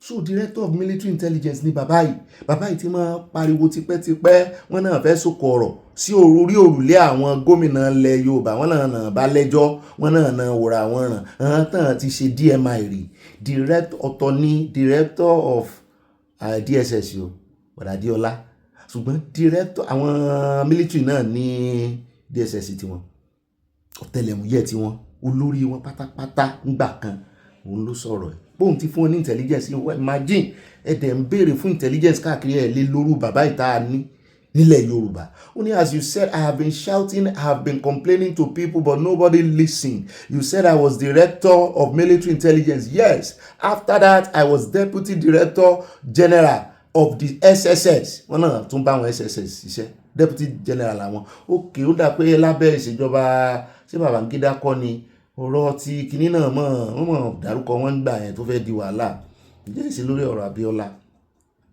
One of the training I had with taxpayers' money gave me the opportunity and chance to analyze security. I understand it to the brim. I saw this coming. I have been shouting since 2014. It was that year that the Yoruba Council of Elders invited me to deliver a lecture on security. I gave the lecture in Ibadan at their headquarters in Old Bodija Light in 2014. At that time, I told them that trouble was coming. Fighting was coming. That was the time I joined the Yoruba Council of Elders. But last year in 2025, they complained that I was no longer attending meetings. I said, you sit down, organize lectures, invite people to come and give you security analysis. One day, you are not taking action. Kí lẹ fẹ́ káwọn ṣe? Àwọn náà mọ̀ wòran yín ni, mo ní bàbá ẹ̀ mọ̀ wòran. Ẹ jẹ́ ara wọ́ ẹ̀bẹ̀ sí bàbá ẹ̀. Èèyàn dáadáa ni ẹ́. Ẹ ló ti pẹ́ tán ti kó nù military. Ìyún gan ni the older the wine the better the taste ni. Bẹ́ẹ̀ ni ìyún gan ọgbọ́n àgbà wọn á tún fi kún fún wa. Àwọn bàbá tá a ní ìdìrè. Àwọn bàbá tá a ṣe rárá àwọn olóṣèlú tó wà ń bẹ ní ìsìn. Wọ́n máa ń ṣe yán bí ọkà ni. Wọ́n máa ń ṣèṣe wípé àwa la wà ń bẹ ní ìsìn nígbà tẹ́yìn wà lórí oyè àdásí ẹ mọ́ dásí. Wọ́n ìfẹ́ lọ tap from experience. Bóyá wọ́n fẹ́ dáadáa fórílẹ̀-èdè yẹn ni. Àwọn ẹ̀wọ́ ti ń sọ pé ká má fún wọn ní security vote mọ́. Kárí olódò dẹ kò sọ́wọ́ káti ẹ̀wọ̀n tí ó tán dà láàrin oṣù mẹ́fà nígbà tó yẹ pé security vote náà kò dá nǹkan kan. Sọ́pìn náà rí ń ṣe àbí. Èmi ò mọ̀ ń pa ẹ̀ o. Bàbá yìí ní àwọn ò sọ nǹkan kan mọ́. Bẹ́ẹ̀ bá ní iṣẹ́ tẹ́ fẹ́ fáwọn àwọn sì wà láyé àwọn wà láàyè ọpọlọ àwọn ó jí pépé iṣẹ́ ní kẹ́ ẹ pé àwọn sí ẹ mọ́ pa àwọn sí lecture mọ́ àwọn ò tọ́ àtọ̀nù mọ́. Mo ní yóò sì dáa fún yín bàbá. A ní ìdí yín o. Ẹjá tẹ̀ wájú àròjọ mùsùlùkùn ẹjá wá yà lọ́dọ̀ arákùnrin kan tọ́wọ́ bà nínú iléeṣẹ́ ológun náà ni wọ́n ní eléyìí sì wọ aṣọ ológun kò wá rí kèdẹ́ẹ̀tì pera rẹ̀ kò rí àwọn rìkúrútù pera rẹ̀ kò rí sájẹ́ǹtì pera rẹ̀ ó sì wọṣọ major general. Tó ti ṣiṣẹ́ ológun rí ni ibo ló ti rí àyáàjí major general. Nigeria Army arrest man for impersonating retired Major General in Kaduna. Troops of the Nigerian Army have arrested a man allegedly posing as a retired Major General. Mi ò gbélé inú Nigeria mo ti wá gbọ́ pọ̀. The suspect was reportedly apprehended on Wednesday by personnel of the 312 Artillery Regiment deployed at the Strike Force base in the Sabo area of Kaduna. According to the military sources, Ọlọ́run ló mọ̀ yẹ àwọn sójà tó ti bẹ́rí fún tán ti ṣe ọ̀gá attention sí. According to wọ́n fi ìyà tó tọ́ jẹ́ mo jẹ́rìí wọn. He is accused of impersonating retired Major General A.T. Ibrahim Sanjorani, a claim that prompted his immediate detention for investigation. The individual was arrested for allegedly impersonating Major General A.T. Ibrahim, retired, and is currently in military custody undergoing preliminary investigation, a source said. Security sources said the suspect is being held in military custody while preliminary investigation are ongoing. Authorities have not yet disclosed the motive behind the alleged impersonation. A lè mọ́ dán kankan ó dìgbò ṣe káwọn ẹbí ẹ̀ ṣe fún wíìrì kí ló fẹ́ fi dà kí ló fi ń ṣe iṣẹ́ tó fi ń ṣe yẹn gangan ni kán bá wa wò. Ẹjẹ́ asáré fẹ́lẹ́ tọ́ra wa lẹ́nu wò nínú Abala Sanawole ibẹ̀ láti gbọ́ wọn ní painful, disheartening, ó bani lọ́kàn jẹ́, ó bani inú jẹ́. South Africa not the nation that should have done this to us. Kúnlé Yusuf ló sọ bẹ́ẹ̀ ìṣẹ́jú mẹ́tàlá ló ń bẹ̀ torí a sì ń lọ sí inú ọ̀gbagadì gangan lọ́dọ̀ àǹtí Dábírí lọ́dọ̀ ìyá àfi Dábírí ẹ bá ń tẹ ilé ìsìn káfí ṣe ìtọ́wò làwọn dídùn ọbẹ̀. It's painful, it's disheartening that this is happening to Nigerians. And listen to what we've said. South Africa is not the nation that's supposed to have done this to us. But this has been done. What do we need to do? So it's to pragmatically develop a concept that will improve our diplomatic relationship and also And the federal government of Nigeria should also begin to review international sanctions on the country that are not friendly to Nigeria. It's done in the whole world. But like the chairman of the commission have said, I don't want to go much into that. The Minister of Foreign Affairs will take that up, but it's necessary for Nigerians for diplomatic relationship and diplomacy within a global radar. We have to review our diplomatic relationship and international sanctions that will give us a guide and build our image globally. That again is a very big question, but I'll just go into the issue, supported by logic, science, and data. So, as a trained negotiator and social development expert from civil society background, are we moving forward? Yes. I say at speed, gradually. So, dividend of democracy, yes, we've seen it, but it's not as expected. So, what do we need to do for federal government of Nigeria, for Nigerians to see the dividend of democracy as expected is the question and the answer. But for the question, have we seen the dividend of democracy since 1999? Yes, we've seen it, but it's not as been expected. Ó rẹ̀ káàbọ̀ padà ẹjẹ́ wá fi eléyìí káfọ́balẹ̀ aeroplane tán ní orìnrìn àrè lánàá tó rè balẹ̀ lójú títì wọ́n ní intelligence ti ń tọ́ka rẹ̀ sí pásítọ̀ kan. Èmi ò mú kọ pásítọ̀ mo ní èyí tó ṣẹlẹ̀ lọ́jọ́ sí tán ni wọ́n fi private jet kó owó lọ South Africa ṣé tún ṣèmí lélẹ́yìí kádákẹ́ tó bá ti jẹ́ kristẹni ní ká mọ́ sọ̀rọ̀ ká mọ́ tù wọ́n láṣìírí mọ́ nǹkan kan gbogbo ẹ̀ láàtù láwa tá à ń sọ̀rọ̀ tàwọn ti mùsùlùmí láàní sọ tàwọn kristẹni kí ni pléènì wá dé gbòòrò ká mọ́ ti sọ̀rọ̀ kan parí investigation wọn tán ẹjẹ́ àdó the minister of kìnìún á sọ̀rọ̀ á ní sọ kíni nǹkan bá fi kó yẹn mọ̀ pé mò ń sọ lánàá pé kan sọ wípé tán máa dúpẹ́ títì tán ṣe ní òjẹ́ kí kíní kan ṣẹlẹ̀ tó bá lọ jẹ́ ìgbésùn mi nǹkan kọ́mọ̀tì ẹ̀jẹ̀ tọ́ọ̀kì náà tí ì ṣe kí ló wá ṣe ń gbòòrò kí ló wá tún mú tó sáré gbéra padà tó sá lọ tó jẹ́ pé ojú títì tó ti ṣe mistake náà ló tún gbéra padà àní nǹkan kan wà ń bẹ́ẹ̀ jẹ́ kán parí investigation wọn á mójútó. Ó rẹ̀ já wáyà ń Kánò níbi tá a ti gbọ́ tí àríyànjiyàn bẹ́ẹ̀lẹ̀ mú ní ta ní sàríyànjiyàn wọ́n ní emir ni o àmú ní sóhun àti emir kejì tó ti bẹ̀rẹ̀ ìjà ni wọ́n ní kí mọ̀ sáàríyàn méjèèjì wọ́n ní lórí ọ̀rọ̀ Dangote ni o wọ́n ní lẹ́nu ọjọ́ mẹ́ta ṣe ìṣe Sẹ̀tìmà ló sọ ìyẹn kan ló sọ tán sọ wípé Èkó ló sọ Dangote dolówó ló jẹ́ káwọn èèyàn mọ̀ pé kí lẹ́ ń sọ tẹ́ ẹ̀jà gbọ́ràn ló wá jẹ́ kí emir Sanusi Ganusi máa pè Kánò ló sọ ọmọ àwọn dolówó ibi tó ti wá pé kìí ṣe Lagos o wọ́n lẹ́wọ̀n rojúra yìí o the emir of Kano Mohammed Sanusi too has challenged recent remarks by vice president òun náà ló sọ tó náà ní Lagos boy lòun náà Kashim Shettima insisting that Kano not Lagos nurture the business foundation of Africa's richest man Aliko Dangote and billionaire industrialist Abdul Samad Rabiu Muni omaga káláwọn tí ò lówó lọ́wọ́ àwọn mẹ̀kúnnù náà ṣe àríyànjiyàn yà sọ pé wọn níṣẹ́ ṣùgbọ́n ẹ̀yin tẹ́ ń ṣàríyànjiyàn iná owó ń bẹ lápò mi o orin Olúmẹ̀ntẹ́ ni mo kọ fún wọn. Sanusi made the remarks while addressing members of the Institute of Chartered Secretaries and Administrators of Nigeria where he underscored Kano's long-standing reputation as a commercial hub and a cradle ọlálára ní gbéraga náà fẹ́ mọ́ tàbí ọbíọ́ mo ní small yansh dey shake o tẹ́ bá wá lérò pọ̀ nkánú náà èrò pọ̀ nkánú àmọ́ ṣùgbọ́n tẹ́ wá fẹ́ fi wé kò ní Èkó orílẹ̀-èdè kan ní àwàlá These businessmen went to Lagos to expand their businesses and learn from the commercial environment there, not to learn how to do business from beginning. Wọ́n ní àwọn gangan náà nurture wọn náà fún wọn lọ́yàn sí ọ̀rọ̀ ní ìrìdú báyìí lọ́jà lẹ́nu abala ti Sanawole bàbá dénú àkójọpọ̀ ìròyìn àfẹ́ gbogbo abala ti àkórí ìròyìn àfẹ́ lójú ẹjẹ́ ń pa àyà wọlé káàyà wa gbé wa débẹ̀ nù abẹ́lẹ̀ yìí olólùfẹ́ wa àmọ́ mi dọ́là ẹ ti ń pàtẹ́wọ́ fún àyà ẹ máa ṣe sùúrù àyà welcome to the podium èmi náà bá yín pàtẹ́wọ́.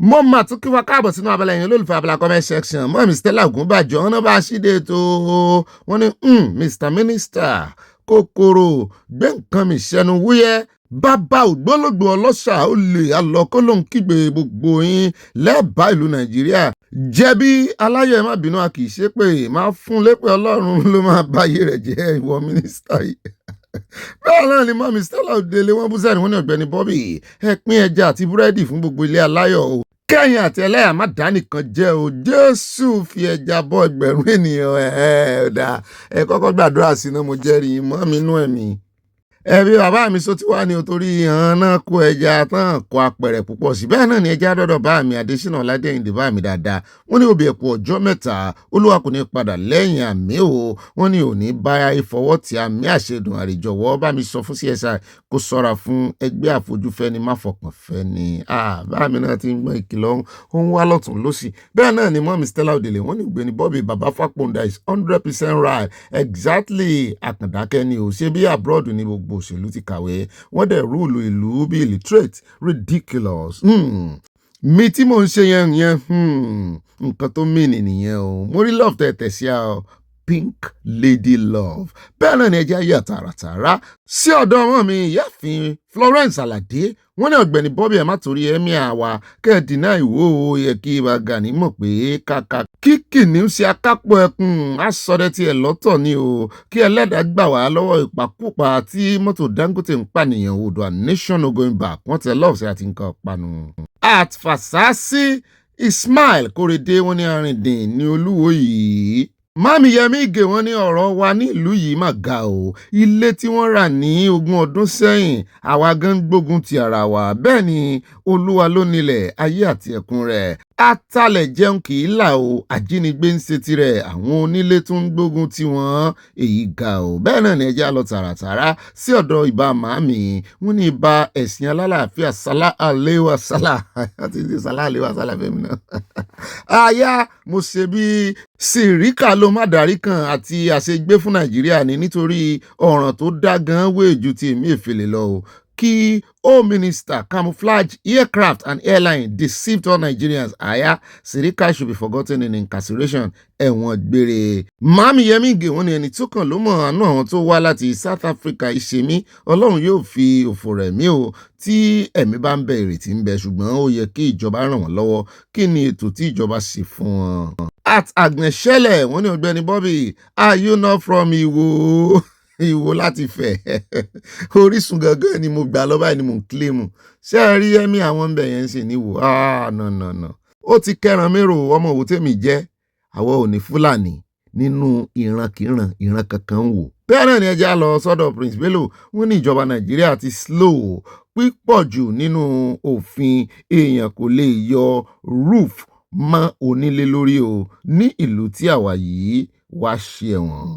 Màámi Olúfúnkẹ́ Fájimólú News wọ́n ní Bobby àwọn ará ìlú ti fi ọ̀rọ̀ tí Wike sọ lọ fún ìjínigbé àwọn oríire mú Wike àti Ayọ̀ Fáyọ̀ṣe lẹ́sẹ̀ o wọ́n ní nígbà tí Wike sọ pé I will send fire into your state wọ́n ní ẹ̀sùn 3 ní Fáyọ̀ṣe kà sí Ṣèyí Mákindé lẹ́sẹ̀ ó ní òun wo bó ṣe máa bọ́ nínú ẹ̀sùn wọ̀nyí bẹ́ẹ̀ náà ní ẹja yà lọ́dọ̀ at Ọmọ́táyọ̀ Akínòsì wọ́n ní Bobby ìlérí ibú aláìníláàkáyè ní Sòwòrẹ́ o ọmọ àlè Yorùbá ní èyàn àti Sòwòrẹ́ ikò là kí ló dé ẹ mọ̀ sí pé fún mọ́ o.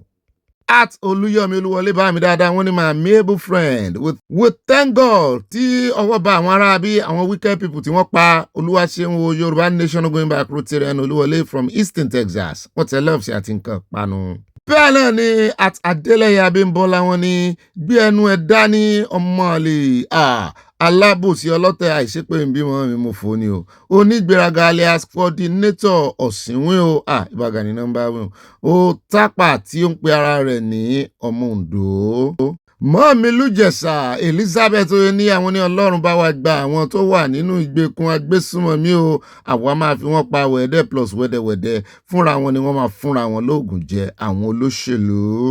at Mutiu Ọlálẹ̀ wọn ní Gani Adam ìrọ́pọ̀ ìrọ́làbí mo jíṣẹ́ yín fún Gani Adams o bàbá mi Mutiu Ọlálẹ̀ olórí láàfin ọba àti olórí Sadé lótò wọn ní obì ayọ̀ ní ayọ̀ rẹpẹtẹ gbogbo àwọn ọmọ Yorùbá àtàtà kú oríire wa ààrẹ Tinubu ti fún wa ní ọlọ́pàá ìbílẹ̀ ọmọ Yorùbá àtàtà la fẹ́ o CSI ọwọ́ ayé kò ní ká ọ̀nà Sharia law in Yorùbá land Oòduà nation going back ire káàbì tí wọ́n tẹ lọ́ọ̀sẹ̀ àti nǹkan panu. Prince Bello wọ́n ní òun ni ajínigbé ń fi gbé ènìyàn ṣeré kí ìjọba tètè sí òfin tí ó gbé pọ́n.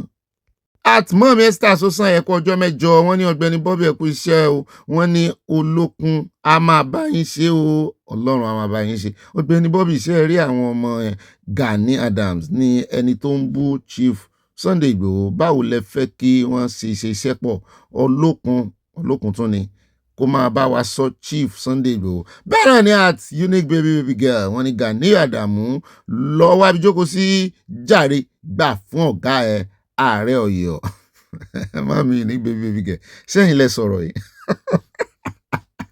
bẹ́ẹ̀ náà ni mami Josephine Aláwìyé grandma wọ́n ní àfipàkà Ìbà Sanawole no space for blasphemy law in Yorùbá land ilé aláyọ̀ ní pílátífọ́ọ̀mù tiwa Oòduà nation going back lágbára ẹlẹ́dàá àyàbí ìbá ìròyìn àlàáfíà mọ́mi yọ yẹyin o ṣeun àná o ṣeun ọjọ́ gbogbo wọn ò ní sọ̀rọ̀ ẹ̀ mọ́ wọ̀rí mọ́mi ò fẹ́ ká láòdù ẹ̀ yọ yẹyin mọ́mi kò ní yẹ̀lẹ̀ bẹ́ẹ̀ náà ni mọ́mi Stella Odile wọ́n ní we need action not prayers do they use prayer to rule in Britain it is action to be taken. Mrs. C Power mo wà lọ́dọ̀ yín ojúde yín mo àwọn ní they should be using drones to find them àti pariwo títí o. Olórí ọ̀dọ́ white team bàbá mi ní Nàìjíríà pẹ̀lú ìròyìn burúkú ìbànújẹ́ ní gbogbo ìgbà will this nation come back from her exile? Nàìjíríà padà wálé o àwọn ọmọ rẹ̀ ń retí rẹ̀ àyà ń retí rẹ̀ mi ò retí Nàìjíríà o Yorùbá ní sọmọ ń retí. Máàmì Olúfúnkẹ́ Bájímọ́lú wọ́n ṣèkìlọ̀ wọ́n ní kí Kọ́lá Olóòtú fi Ìgbòho sílẹ̀ jọ́ kó ṣiṣẹ́ journalist rẹ̀ jìnnà rere sí Ìgbòho ìjọba gbọ́dọ̀ fòfin mú Dangote kó máa fi tírẹ́ẹ̀nì kó ọjà rẹ̀ kó yé lu tírélà mọ́ ó ti tó gẹ́ o wọ́n ní kó yé fi àwọn ọmọ Nàìjíríà rúbọ pẹ̀lú ọjà lùsì tó ń tà kiri kí ó ṣe ọmọlẹ̀ má jẹ́ kí wọ́n bo ọ̀rọ̀ Mele Kyari mọ́lẹ̀ o bẹ́ẹ̀ náà ni ẹja lọ sọ́dọ̀ mọ́mí Mary Odùnú yìí tèmi nìkan o wọ́n ní àyà mi ba ambassador oníròyìn gbàǹkangbì ọpọlọ olè nìkan ló wà lórí àwọn olóṣèlú yìí kò sí àrà tí wọn kò lè dá aeroplane tó ń wọ ìtìmọ́lé ẹjọ́ irọ́ pípa 2-minute trials. For all of them, throw them in the high sea for the fish to be fed and our peace is assured. Òmìnira Yorùbá tètè dé o níbi tí kò sáàyè fún sharia àti blasphemy law. Ire o wọn tẹ lọ́ọ̀sì ire kàbìtì. Bẹ́ẹ̀ náà ni ìbéèrè kan ni mọ́mí Adésọlá Ọládèjì ń béèrè lọ́wọ́ àwọn Fúlàní wọ́n ní kí ni wọ́n wá nínú igbó wa. Iba Mami wọ́n ní Iba Pretty Sona when I think Dr. Fakonda is on the same page with Aya as Aya has for long been advocating for a censor bẹ́ẹ̀ni but Nigeria could get ara ẹ̀ ní Oòduà nation tiwa a máa ní censor data identity and records fún ìdàgbàsókè distinguished ambassador Kundusi ó ní gbé fẹ́yìn náà mọ́ mi. At Sunday Olotu, only thanks for sending Nigerians back home. We will deal with South Africans in Nigeria. They forgot the price other Africans pay for their independence. At Comfort Adele, wọ́n ní Sebo sọ láìpẹ́ yìí pé ààrẹ ò kì í jagun mọ́ lásìkò yìí ó lágbára o. Anyway, bólówó bá mọ̀wé tí ò sọ̀rọ̀ ẹ̀rù ìjà ló ń bà á. Bólówó bá mọ̀wé náà fẹ́ sọ. Hear what he's saying as if he never comes to social media at all. Alabosi of the highest order. Bami Vikayo, Victor, when Mr. Bobby, I don't know when and the actual time you are on a live program. Is Tinubu only for tourist president without action? He has power to declare state of emergency in Oyo State to curb insecurity. At Bami Charles Adelusi, when they don't coordinate alone, but also lead the war in the days ancient wars. Their warriors were more powerful than the Ààrẹ Ọ̀nà Kakanfò Gedengbe Fábùnmi Òkèmẹsì etc. But the Ààrẹ must always be on the lead láyé àtijọ́. Máàmì Modúpẹ́ Táíwò wọ́n ní Bobby mi ọ̀wọ́n máàmì ẹ̀ gbọ̀pọ̀ lọ́wọ́ mi ẹ kú iṣẹ́ àtàárọ̀ Olúwa yóò máa bá wa ṣe láṣẹ Èdùmàrè ọkùnrin tí ó ta tẹ́tẹ́ yẹn. Orin kan mo fẹ́ kọ fún wọn ní ọ̀nà tó Olúwa gbọ́rọ̀ mi gbà ó jẹ́ yanu ayọ̀ la máa sùn lórúkọ Jésù àwàtúnráyé o níbi gíga wọ́n tẹ lọ́ọ̀sì àti nǹkan panu. Mami Anansu mo rí pọ̀ yín o pọ̀pọ̀pọ̀pọ̀ wọ́n tẹ lọ́ọ̀sì àti nǹkan panu Oòduà nation no going back. Mami Comfort Adémokun wọn ní ìgbà ìláàárọ̀ tí gbogbo yín ẹ̀ ń rojọ́ àṣírí gbogbo yín máa tú lórúkọ Jésù remain blessed Ọ̀gbẹ́ni Bobby and you too mami. At Adunni Ayọ̀ọ́lá wọn ní Yorùbá nation no going back o wọ́n tẹ lọ́ọ̀sì àti nǹkan panu. At aládé wọn ní ibà gbogbo nìṣe wọn tẹ love sí a. bẹ́ẹ̀ náà ni Gbẹ́ngà Ọláìyá moment tó wà lábẹ́ ìtàgé yìí Miriam Cipriano wọ́n ní èṣù is not Satan ó yàtọ̀ gidigidi. Mami Eunice Falaye wọ́n ní may God Almighty bless Davido for doing this. Nàìjíríà wọ́n ní èéṣe tí orí rẹ̀ fi tẹ̀ bá o ìwọ ṣe ìrètí nínú Olúwa kí alálẹ̀ ilẹ̀ Yorùbá jàre tú gbogbo àwọn ọmọ tó wà ní ìgbèkùn sílẹ̀ mọ̀gbọ́n náà ọjọ́ mọ̀ ń gorí ọjọ́ fáwọn ọmọ yìí. Olúwa wọ́n tẹ lọ́ọ̀ sí aláti Canada Oòduà nation no going back gbóhùn òkè bọ́bí wọ́n rẹ̀wẹ̀sì. bẹ́ẹ̀ náà ni mọ́mí Grace Olùṣòótọ́ wọ́n ní mo kí gbogbo yín káàbọ̀ sí ìlú Nàìjíríà Olódùmarè a máa ṣe aláàbò lórí yín o a sì máa pèsè àtijọ́ àti mú fún kálukú yín nípa agbára àṣẹ Èdùmàrè àmín. ẹ̀yin náà bá wọn rò ó èmi náà rò títí wọ́n ṣẹ̀fẹ̀ bẹ̀rẹ̀ from the start láti South Africa. bẹ́ẹ̀ náà ni mọ́mí Fúnmilọ́lá Bello wọn ní Ọ̀gbẹ́ni Bobby ọkọ wa ìmìlẹ̀ nké sí àánú Olúwa kò ní fi yín sílẹ̀ ẹ ṣe fún àmì ẹ ṣe fún owó oúnjẹ tí ẹ fi ránṣẹ́ sí àwọn ìyàwó yín yọ̀ọ̀yì ẹ̀yin mọ̀ ìyàwó tó mọ rèrè mo mọ̀ tí mo ti fowó oúnjẹ ránṣẹ́ sí wọn. God bless you sir amen. ọmọ májàsọlá more strength sir love you sir obi love you wọn tẹ love sí a mo rọ́gẹ̀dẹ̀ mo rí wine God bless you mami mo mọ bẹ́ẹ̀ ṣe ń tọ́jú dádì ńlẹ̀ ó ṣẹ̀ṣẹ̀ yé mi ní. bẹ́ẹ̀ náà ni ẹjẹ́ àwa catapult sí ọ̀dọ̀ mọ́ mi Mississippi wọn ní capital no for Sharia law in Yorùbá land. ibà màmí Mary Odùnúyì wọn ní òbí tèmi nìkan àtàyà mi ibà láyọ̀ mi nǹkan tí mò ń sọ lórí ọ̀rọ̀ àwọn ọlọ́kadà àwọn nìkan ló wà ní àwọn ìgbèríko Ìkòròdú yìí Àgbẹ̀dẹ Ìyẹ̀dẹ Ìsáwọ̀ Òdóngún àti bẹ́ẹ̀ bẹ́ẹ̀ lọ kí wọ́n wá lé wọn ní gbogbo agbègbè wọn yìí ẹ ò tí ì kúrò nídìí ẹjọ́ rírò bàbá Gani yìí action yín là ń béèrè ẹgbẹ́jọ́ sílẹ̀ wọn tẹ̀ lọ́ọ̀sì gbogbo bí tẹ́ dárúkọ ń Kòròdú yẹn tán bá kó ọ̀kadà kó ń bẹ sọ ọmọ Yorùbá wà ń bẹ tán máa gọ̀kadà torí ibẹ̀ yẹn ò sí fẹsẹ̀ rìn o orí òkúta nkankan gbogbo agric. bẹ́ẹ̀ náà ni mọ́mí Eunice Falaye wọ́n ní Moses of our time Ìgbòho Sunday ọ̀sà ènìyàn kan bí ẹgbẹ̀rún ẹni àyànfẹ́ lẹ́dùnmarè bàbá wa mọ́jà sọ́lá no space for Sharia in Yorùbá land wọ́n tẹ lọ́ọ̀sì aláti Canada. at Florence Ọlábísí wọ́n ní God bless you and your family Ọ̀gbẹ́ni Bobby and you too lórúkọ Jésù kí ọdún yìí tó parí kò ní sí Fúlàní ajínigbé mọ́ àmì o àwọn tó jẹ́ àyàtọ̀là àwọn ní ilẹ̀ Yorùbá gbogbo wọn ikú gbóná ní gbogbo wọn máa kú bàbá Tinubu ẹ jọ̀wọ́ ẹ pín Nàìjíríà ọmọ Yorùbá iléyà o. máàmì tó iná rí mo ti ń wò pé mo lẹ wà látàárọ̀ náà ẹ̀dẹ̀ ń fojú mi sọ́nà wọ́n ní Sèríkà ó kà ọ̀kálá tó kà àtàbíọ́dún Adéyẹmí wọ́n ní ẹ̀ka alẹ́ Ọ̀gbẹ́ni Bobby mi mo kí yín o ẹ̀ka alẹ́ wọ́n ní ibà gbé wa débẹ̀ mi yóò dára fún yín àmì àtẹ̀yìn náà ṣé ẹ rántí pé mo sọ fún yín pé gbogbo bólà àti àbẹ́tẹ̀ àwọn wèrè wọ̀nyí kí wọ́n fọ́ gbogbo rẹ̀ kí wọ́n tú wọn ká pátápátá ẹ ò rí nǹkan oríṣiríṣi ṣé ẹ wá rí báyìí a rí o àwọn ká ìgbìyànjú gbogbo wọn máa parẹ́ pátápátá Yorùbá nation no going back wọ́n tẹ lọ́ọ̀sì àti nǹkan panu. bẹ́ẹ̀ náà ni màámi Stella Ogunbájọ mo report yín náà Oòduà nation no going back God bless Oòduà nation wọ́n tẹ lọ́ọ̀sì à. máàmì ètò iná rìn wọ́n ní Ọ̀gbẹ́ni Bobby ṣe ti yá dìsóònù ọba yín just like that ayé o ayé lè ìbòsí o mi ò dìsóònù wọn mo padà sí orísun mi ni gbọ́dọ̀ jẹ́ pé gbogbo odidi ìwò náà Ifẹ̀ láti wá a ní ojúde ń bẹ a nílé ń bẹ. at Megola wọ́n ní millions gbosa for our special Igboho sir owó baba dami tiantia for that beautiful response no time to waste time at all Obi ẹ̀kú iṣẹ́ wọn tẹ lọ́ọ̀sì à bàbá yẹn náà mọ̀ wípé response tán fáwọn yẹn pé bàbá yẹn kò tí ì mọ̀ wípé response yẹn ní agbára pé àròjọ o èyí ni wọ́n ti láàrin rojọ́ orí program yìí la wá ń jọ sí tó fẹ́ di wàhálà bàbá yẹn ò mọ nǹkan kan lẹ́bàá ibo ṣe ń pọnú mọ́ lórí program. bẹ́ẹ̀ náà ni mọ́mí Adésọlá Ọládèjì wọ́n ní ayé ń ṣe àwọn South Africa. bẹ́ẹ̀ náà ni mọ́mí Grace Olùṣòótọ́ wọ́n ní irú ọmọdé Fúlàní wo leléyìí láàrin àwọn agbésùmọ̀mí agbénipa àti ajínigbé kí ló ń ṣe láàrin àwọn ènìyàn jàǹdùkú eléri ibú olófò àti ìkà wọ̀nyí alálẹ̀ onílẹ̀ àti Olódùmarè máa gbà wá lọ́wọ́ yín tipátipá ti kúkú wọ́n tẹ love sí a àbálálẹ̀ lẹ́ni fún love alálẹ̀ ló ní love eléyìí o àyámọ́jẹ̀gùn mọ́yán ó yá dá padà fàlálẹ̀. bẹ́ẹ̀ náà ni mọ́mí tó iná rí wọn ní ẹ má dá Gani lóhùn wọn ló ti gbàgbé pé social media is the greatest weapon for masses now. ẹ mọ̀ dá lóhùn social media ló jẹ́ kí Trump rí iná tí ń ṣẹlẹ̀ Nàìjíríà tó fi wá ṣé ó wá Nàìjíríà ló fi rí ló fi mọ̀ tí ń ṣẹlẹ̀. bẹ́ẹ̀ náà ni báàmí òkè ńlá Adédọ̀tun mi dáadáa wọ́n ní olùkọ́ mi òpònú gidi ni arábìnrin ọmọ Ìgbò tó wà ní South Africa yẹn ìyà ló máa jẹ orí ẹ̀ o last kí ẹ lọ kọ́ sílẹ̀ ẹ jẹ́ ká imagine tí àwa abiyamọ tó ní ìtara ọmọ bá ti bẹ̀rẹ̀ ìgbésẹ̀ láti defend ọmọ yẹn imagine wá dé wá lẹ́yìn ṣe comedy skit ni. Bẹ́ẹ̀ náà ni ẹ jẹ́ lọ sọ́dọ̀ màámi Monísọ́lá Rahman, I love ìran mi.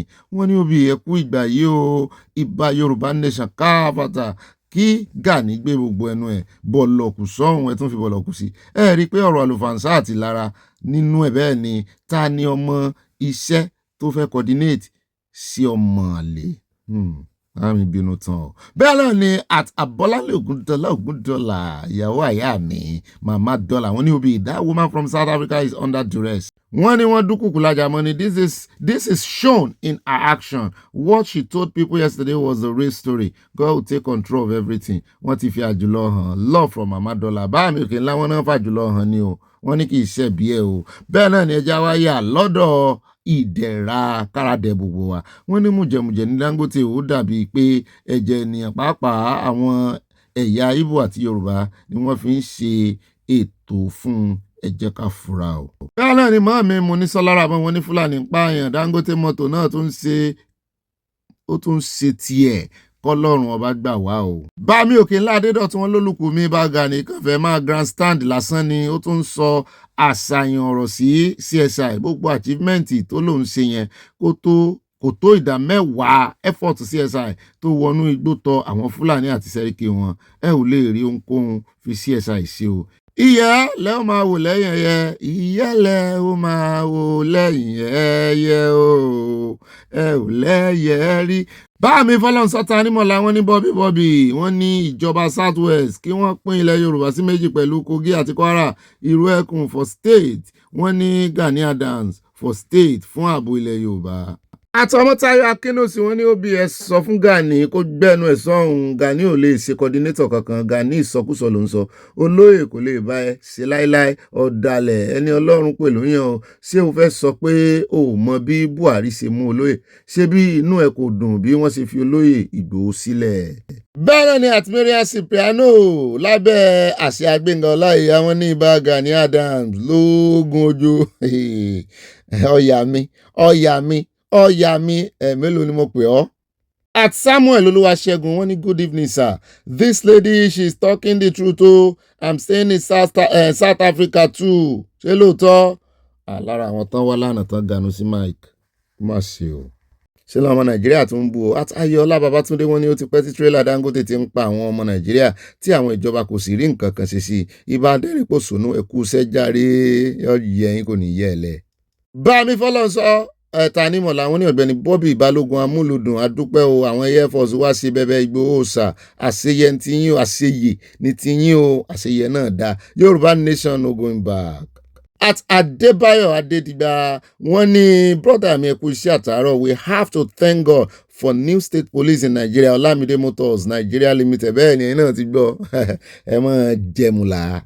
Àtúwáì tí mi olórí ọ̀dọ̀ wọn ní Ọ̀gbẹ́ni Bobby ẹ̀kú iṣẹ́ ètò gbàǹkọ́gbé wa ti ọjọ́bọ̀ tòní o kí Olúwa bùkún gbogbo wa àmín kí ó sì bá wa tún Nàìjíríà ṣe.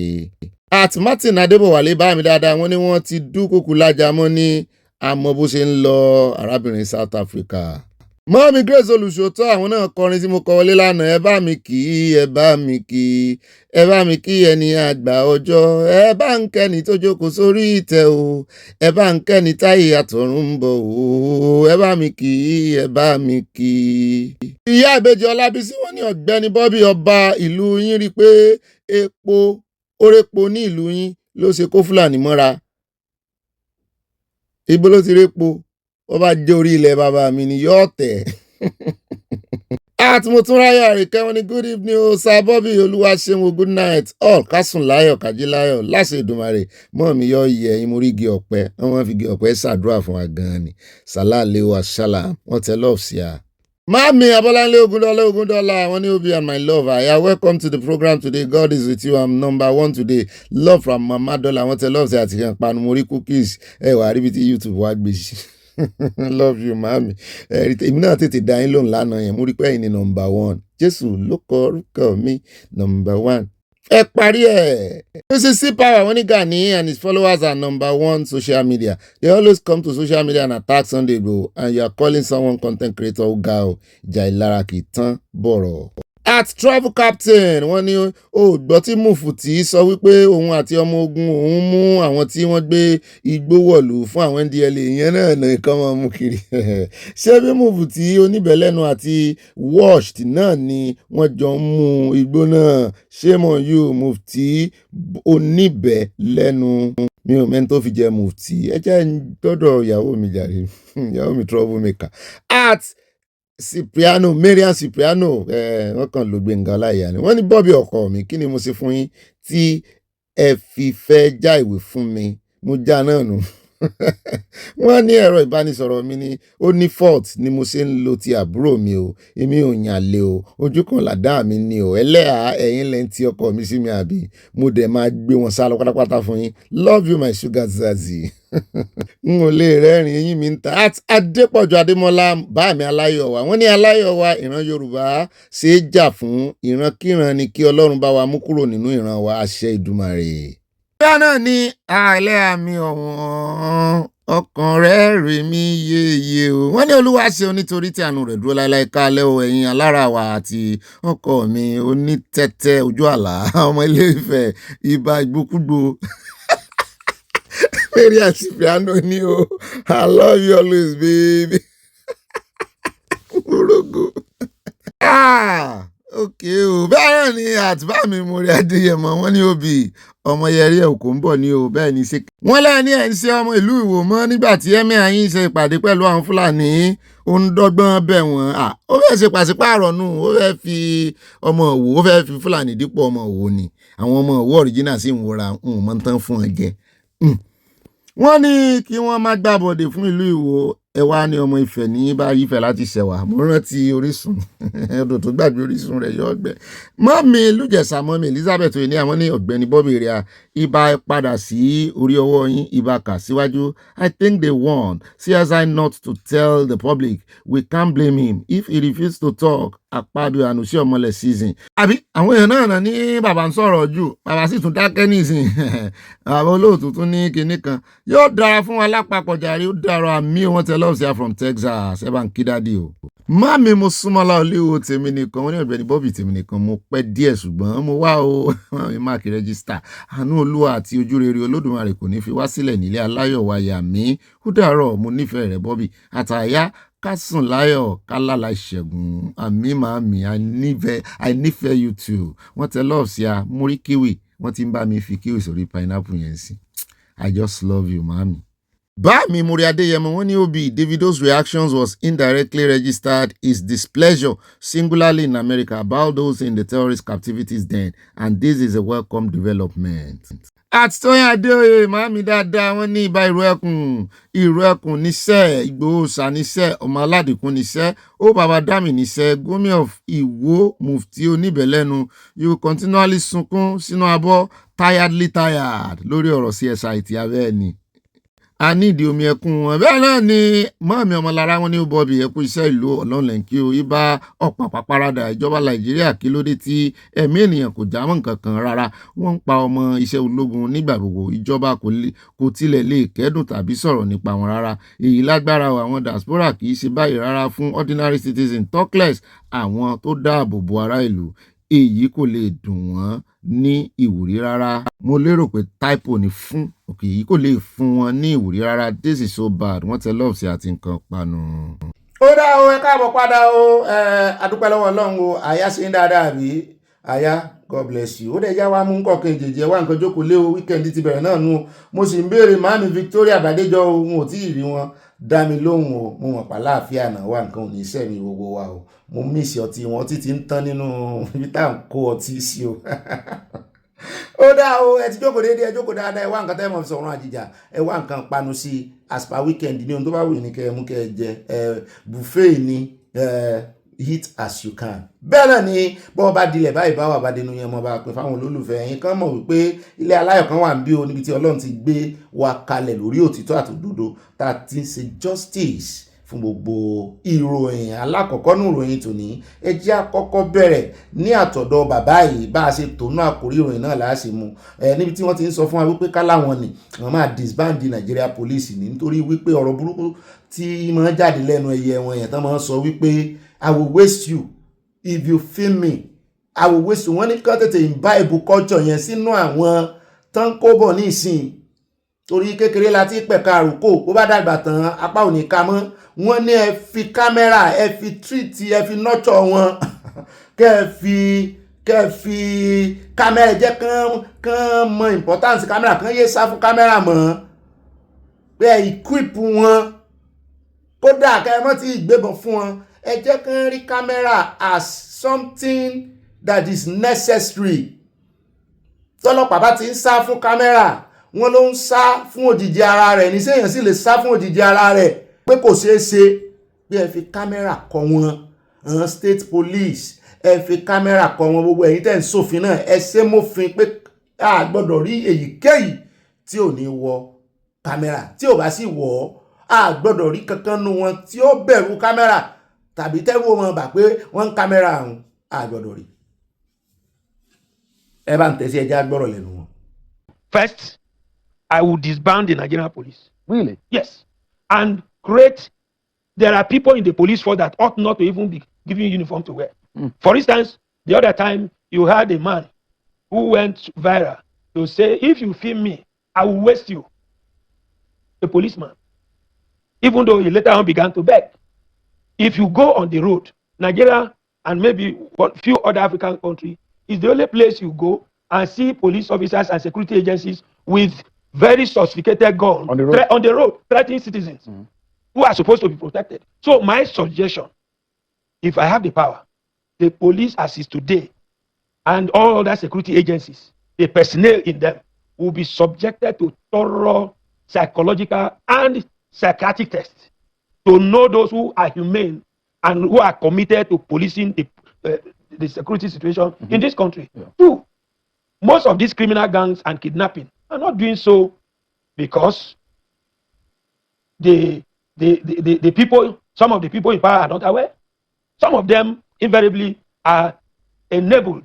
And I think it was late General Abacha that said that when insecurity persists beyond a certain number, then government is involved. The government itself must purge itself of the insincerity and fight this insecurity in our land with all sense of sincerity of purpose. I have very difficult moments going along with them. And the reason is very simple. Before 1914, we have had different kinds of police force, Lagos police, Niger constabulary, what have you and what have you. It was only in 1914 that we have a centralized police. And then we operated it until we got to the 1960 independence. And under the Republican Constitution, we had native authority police, we have local government police, we have regional police. And we're all aware of what happened under this police, regional, local government, and the local government police. And without attempting to, make anybody a bad person, I think in the early time of our independence, where these police were abused, political opponent harassment, suppression of dissent, using these police to influence elections, and protection of the interest of the ruling party's members. Politicians at that time were more nationalistic than the kind of politicians we have today. So, it was as a result of this suppression of political interest and what have you that the 1979 Constitution brought into being the federal police and the prohibition of state police, regional police, and what have you. And we have been operating it. You are a living witness to the kind of things that our police officers have been subjected to or allow themselves to be subjected to in the course of election. So, the question I ask is, what has changed from the time we had native police, regional police, local government police, the abolition of it, and now? Because I think the problem we have is not necessarily in the nomenclature of the security agencies, but as to whether or not as Nigerians we are prepared to build an institution that does not owe or that do not owe allegiance to those in power. Yeah, I think that is the problem we have. Let me comment. ó rà o lọ́dọ̀ tèmi wọ́n wíire o mo láìkẹ́ ṣùgbọ́n kọ́mọ́ disband o that kò tí ì tó tẹ́lẹ̀ bẹ́ẹ̀ nìkan ẹ mọ̀ pé healthy competition máa wà ń sìn mo máa ń sọ kùdìẹ̀kùdìẹ̀ náà wà ń bẹ́ o kò sí ní tó perfect láyé o kò dẹ̀ sí ní tó ní ọ̀tún tí ò lò sí kò wọ́dà opposite lọ̀rọ̀ lé ayé nígbà tó lọ́run dá gan-an tibitire náà dálé ayé bá ti máa bí ọmọ náà ní ìsìn olúbi náà tẹ̀lé olúre wá olúre lọ́ọ̀dì jìnnà ọmọ olúbi ni tí wọ́n máa ń sìn so tẹ́lẹ̀ nǹkan bá wá ń bẹ̀rù pé state police ibì kan wà nínú ibì kan wà nínú manage ẹ̀ náà ni state police yóò kàn ṣàdédé perfect náà ni irọ́ náà òfin lè ṣe àyà tí nìkan yọ immunity ẹ jẹ́ wáyà lọ́dọ̀ àwọn analyst méjèèjì kan ní bóun ṣe gbà fún state police tó òun ò fọwọ́ sí torí kò tí ì tó àsìkò mú ni lẹ́nu rẹ̀ èèyàn mélòó ló fẹ́ kàn pa mo sì ti máa ń sọ ń pa rẹ̀ ò tí mo máa introduce rẹ̀ wípé afa wọn fètè pè ṣé ìwọ náà ń tọ́ wá sọ ìwà dáa báyìí ẹni mọ́ fi bu ara bu ẹja gbọ́rọ̀ ẹnu ẹ̀ bóyá iná ó bu at the end of the day ni. It is to remove the federal so that it means subsequently there will be police at the federal level, at the state level, and possibly at the local government level. Are we ready yet? No, I don't think we're ready. There are risks associated with this plan to have state police, and I think we need to mitigate or control those risks. So my recommendation to the National Assembly and to the President is to have a risk managers committee of, let's say, 8 persons in different fields: security risk, political risk, socio-economic risk, and then any other risk. There are several others that I think will come up, so that committee will advise both the National Assembly and the Presidency on how to mitigate those risks. One of the most commonly spoken risks is that governors will hijack the instrument of force, and this is especially dangerous in the kind of political climate that we are in at the moment. So that's just one example of the risk. But there are also, like I said, socio-economic and socio-political risks that will come up. There are security risks that will come up. Just to give you an example, training. You can't build from nothing. The likelihood is that it is the federal police that would now train this newly created state police. Now, given the challenges that the current federal police have, are we now going to multiply these challenges across the federal state? ẹ ló wà worried ní àbí ó dáa ṣé èèyàn máa tiẹ̀ tún compare ibi méjì ibi kan ló ń sọ yẹn ibi míì ní pípààyàn tán pa àwọn èèyàn kó èwo ló gara jù ń bẹ̀ state police tán bá ṣe dáadáa láti ìpínlẹ̀ tán mójútó wọ́n ní tí ìpínlẹ̀ bá bàjẹ́ kí ló lódodo fẹ́ ṣe tán bá mójútó ìpínlẹ̀ ní ìsìn kò ní sọ ní rọ́nù wọn ẹ láwọn ọmọ Nàìjíríà already tán máa gbà síbẹ̀ pé mentality wọn kò tọ́lẹ̀ sí sọ ṣùgbọ́n nílẹ̀ Yorùbá ní gbà kíkọ́ lọ̀rọ̀ sí wọbẹ̀ bàbá mi wà ń kalẹ̀ lọ́mọbẹ̀ lẹ́yìn rẹ̀ ẹ já wá gbọ́ lẹ́nu arákùnrin mi analyst náà Salaudeen Hashim who need state police will improve intelligence guarding and response táwọn èèyàn táwọn pé kò ní wọ́n sì máa mú ó fẹ́ràn ara rẹ̀ sọ mọ́jẹ̀ ń ṣáájú ẹlẹ́ẹ̀dẹ́pẹ̀ẹ́dẹ́. How the centralized police structure has lacked local intelligence and rapid response in trying to manage what security situations and realities that we are currently confronted with. If you look at the current analysis of what has been amended and then of course has been proposed, it suggested that a number of sections have been amended, section 214, 215 and 216, and a number of additional provisions were made. Transitional provisions were also provided, and there is also the component for national minimum standard, and that suggests very clearly that we are on the verge of a reality to have a new policing template. Yes, over the years we have struggled with the centralized system, and then of course because we lack the capability to be able to engage. But my only problem with this movement or this transition, as a matter of fact, is not whether we need additional police layers, but whether or not how we design what we currently have with the current template, if indeed it will meet the yearnings and the needs of the reason why it was set up in the first place. That is one. The second is because it also has a potential risk that we may be duplicating the challenges or impunity that we have across 37 jurisdictions. That again is an issue that we need to deal with. Thirdly is the capacity of the State House of Assembly, because in the amendment there are sections that also deals with the State House of Assembly having to make legislations singularly and peculiarly before this can take off. And it says until that happens, the federal structure will continue to manage the entire process.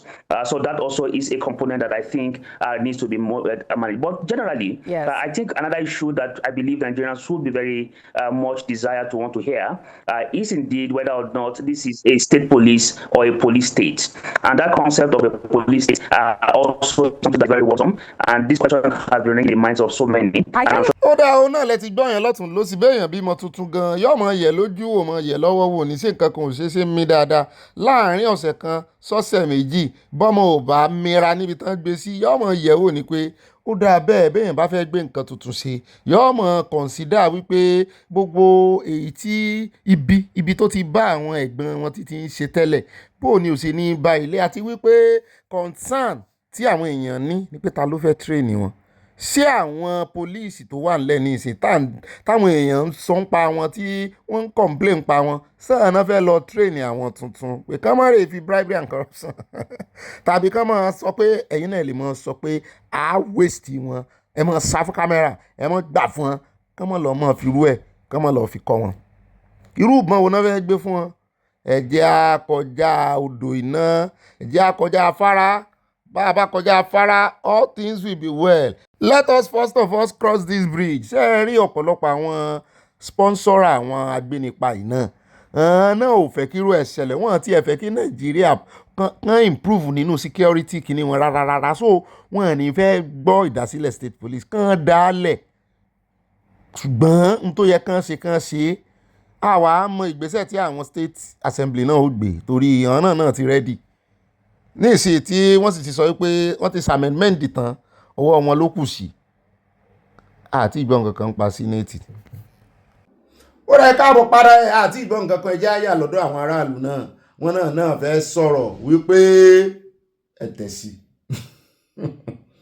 Very support of it because all this what is happening in Nigeria today, we need a state and security police. Well, state police is good provided they will not compromise. Provided they will not compromise. It's a very good thing. I support it. Provided our policemen will not compromise. You cannot be in my area as you don't know those people that I want to enter or going out. If you cannot protect your own people, then the people will fight and against you and fight you as our own state police. That's the reason why I want it, and I want it to be implemented. Is it not being misused? Are the federal not misusing the person police? So there's no way that will be done, but I support, let there be what do we call it, state police. If the state government is in control, is in charge of the security operatives, I have been hearing that, each state people know all the nooks and crannies of the state, unlike when somebody who is entirely, not familiar with the terrain is being brought, they don't know all the corners and all of that. So on that angle, state policing is good. I think it's high time we should have state police because of the overwhelming insecurity challenges we are having in the country. State police should be able to help to douse the tension and be able to arrest the situation. The police in the community knows the nooks and crannies in their community, and that they will be able to have a close look and a closer range to crimes than having to face the national police all alone. Security is the primary responsibility of the government. Creation of state police will actually enhance the rate of security. òun náà lẹ́tí gbọ́ yẹn tí ọ̀pọ̀lọpọ̀ àwọn èèyàn ń sọ nígboro rèé wò wípé ẹ jẹ́ kán fún wọn láàyè àwọn èèyàn wa ni ó wà ń bẹ̀ àwọn tá a mọ̀ dáadáa èèyàn kankan ò lè dẹ́rùbà èèyàn kankan ń wà rẹ́gbọ̀n mi tí ó wà ní aṣọ state police tí ó sì mọ bó ṣe fi lélẹ̀ tí àtijọ́ ń pariwo wípé àfẹ́ kan gbalẹ̀ wa àfẹ́ kí àjèjì wa fojú wa hàn mọ́ bó tèmi náà ò sì ní n ò ní fẹ́ kí nǹkan ṣe tóun náà ò ní fẹ́ kí nǹkan ṣe mí èmi kàn ní wípé kán mọ̀ kọ́ àwọn ọmọ ẹ̀hànà tán ti rẹ́dí àti balẹ̀jẹ́ boko jẹ́ tẹ́lẹ̀ kán mọ̀ sí gba àwọn tó ń pera wọn ní Fúlàní Yorùbá láàyè ńlẹ̀ Yorùbá láti join kò sí kankan tí ń jẹ́ Fúlàní Yorùbá àwọn nǹkan tá a ṣe nìyẹn o tó bá ti kó lọ́wọ́ federal àwọn senate àtàwọn house of rep tán sòfin wọn tán káwa náà wá ṣe kí ni ká indigenize òfin wa ọmọ Ìgbò kankan ò lè wá join bí kò náà lọ́ọ́ lú rẹ̀ torí ẹ̀ náà ṣe pè ní state police kó ní kálukú gba state ẹ̀ lọ kò sì ní sí pé wọ́n ń kọ́ ọlọ́pàá wèrè kan wá mọ́ wọnú igbó wa mọ́ tán fi wá mọ́ tún gba ìbọn lọ́wọ́ àwọn ọlọ́dẹ wa wèrè tí ó bá gbà á nú ọmọ Yorùbá tán bá gbà rẹ̀ á tètè mọ̀pọ̀ máa lè lélẹ̀ wọ́n sì ṣe kí ni á ṣe DNA lójú àná lọ oníkálukú ó wà padà sí state ẹ̀ á wà á rè formulate òfin èdè wa láti mọ̀ sọ síra wa yóò balẹ̀ mọ̀ sọ́nù oko nù jù tẹ́ ẹ bá ti rèé ṣe operation ẹni tí àwọn wèrè sì ti ń gbọ́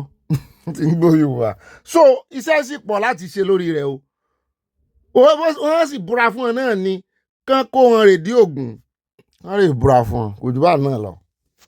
àyà ni iṣẹ́ dúdú náà wọ̀ ó lè jẹ́ funfun ó sì lè jẹ́ àbíkán mọ́ múra bíi Fádèyí olóró kán kó gbogbo ẹ̀ kọ́ra kán ṣàtìṣe ń tà fẹ́. ó dá gbogbo táyì náà bá lérò ẹ̀ mọ́ bá ń kọ́ sínú comment section.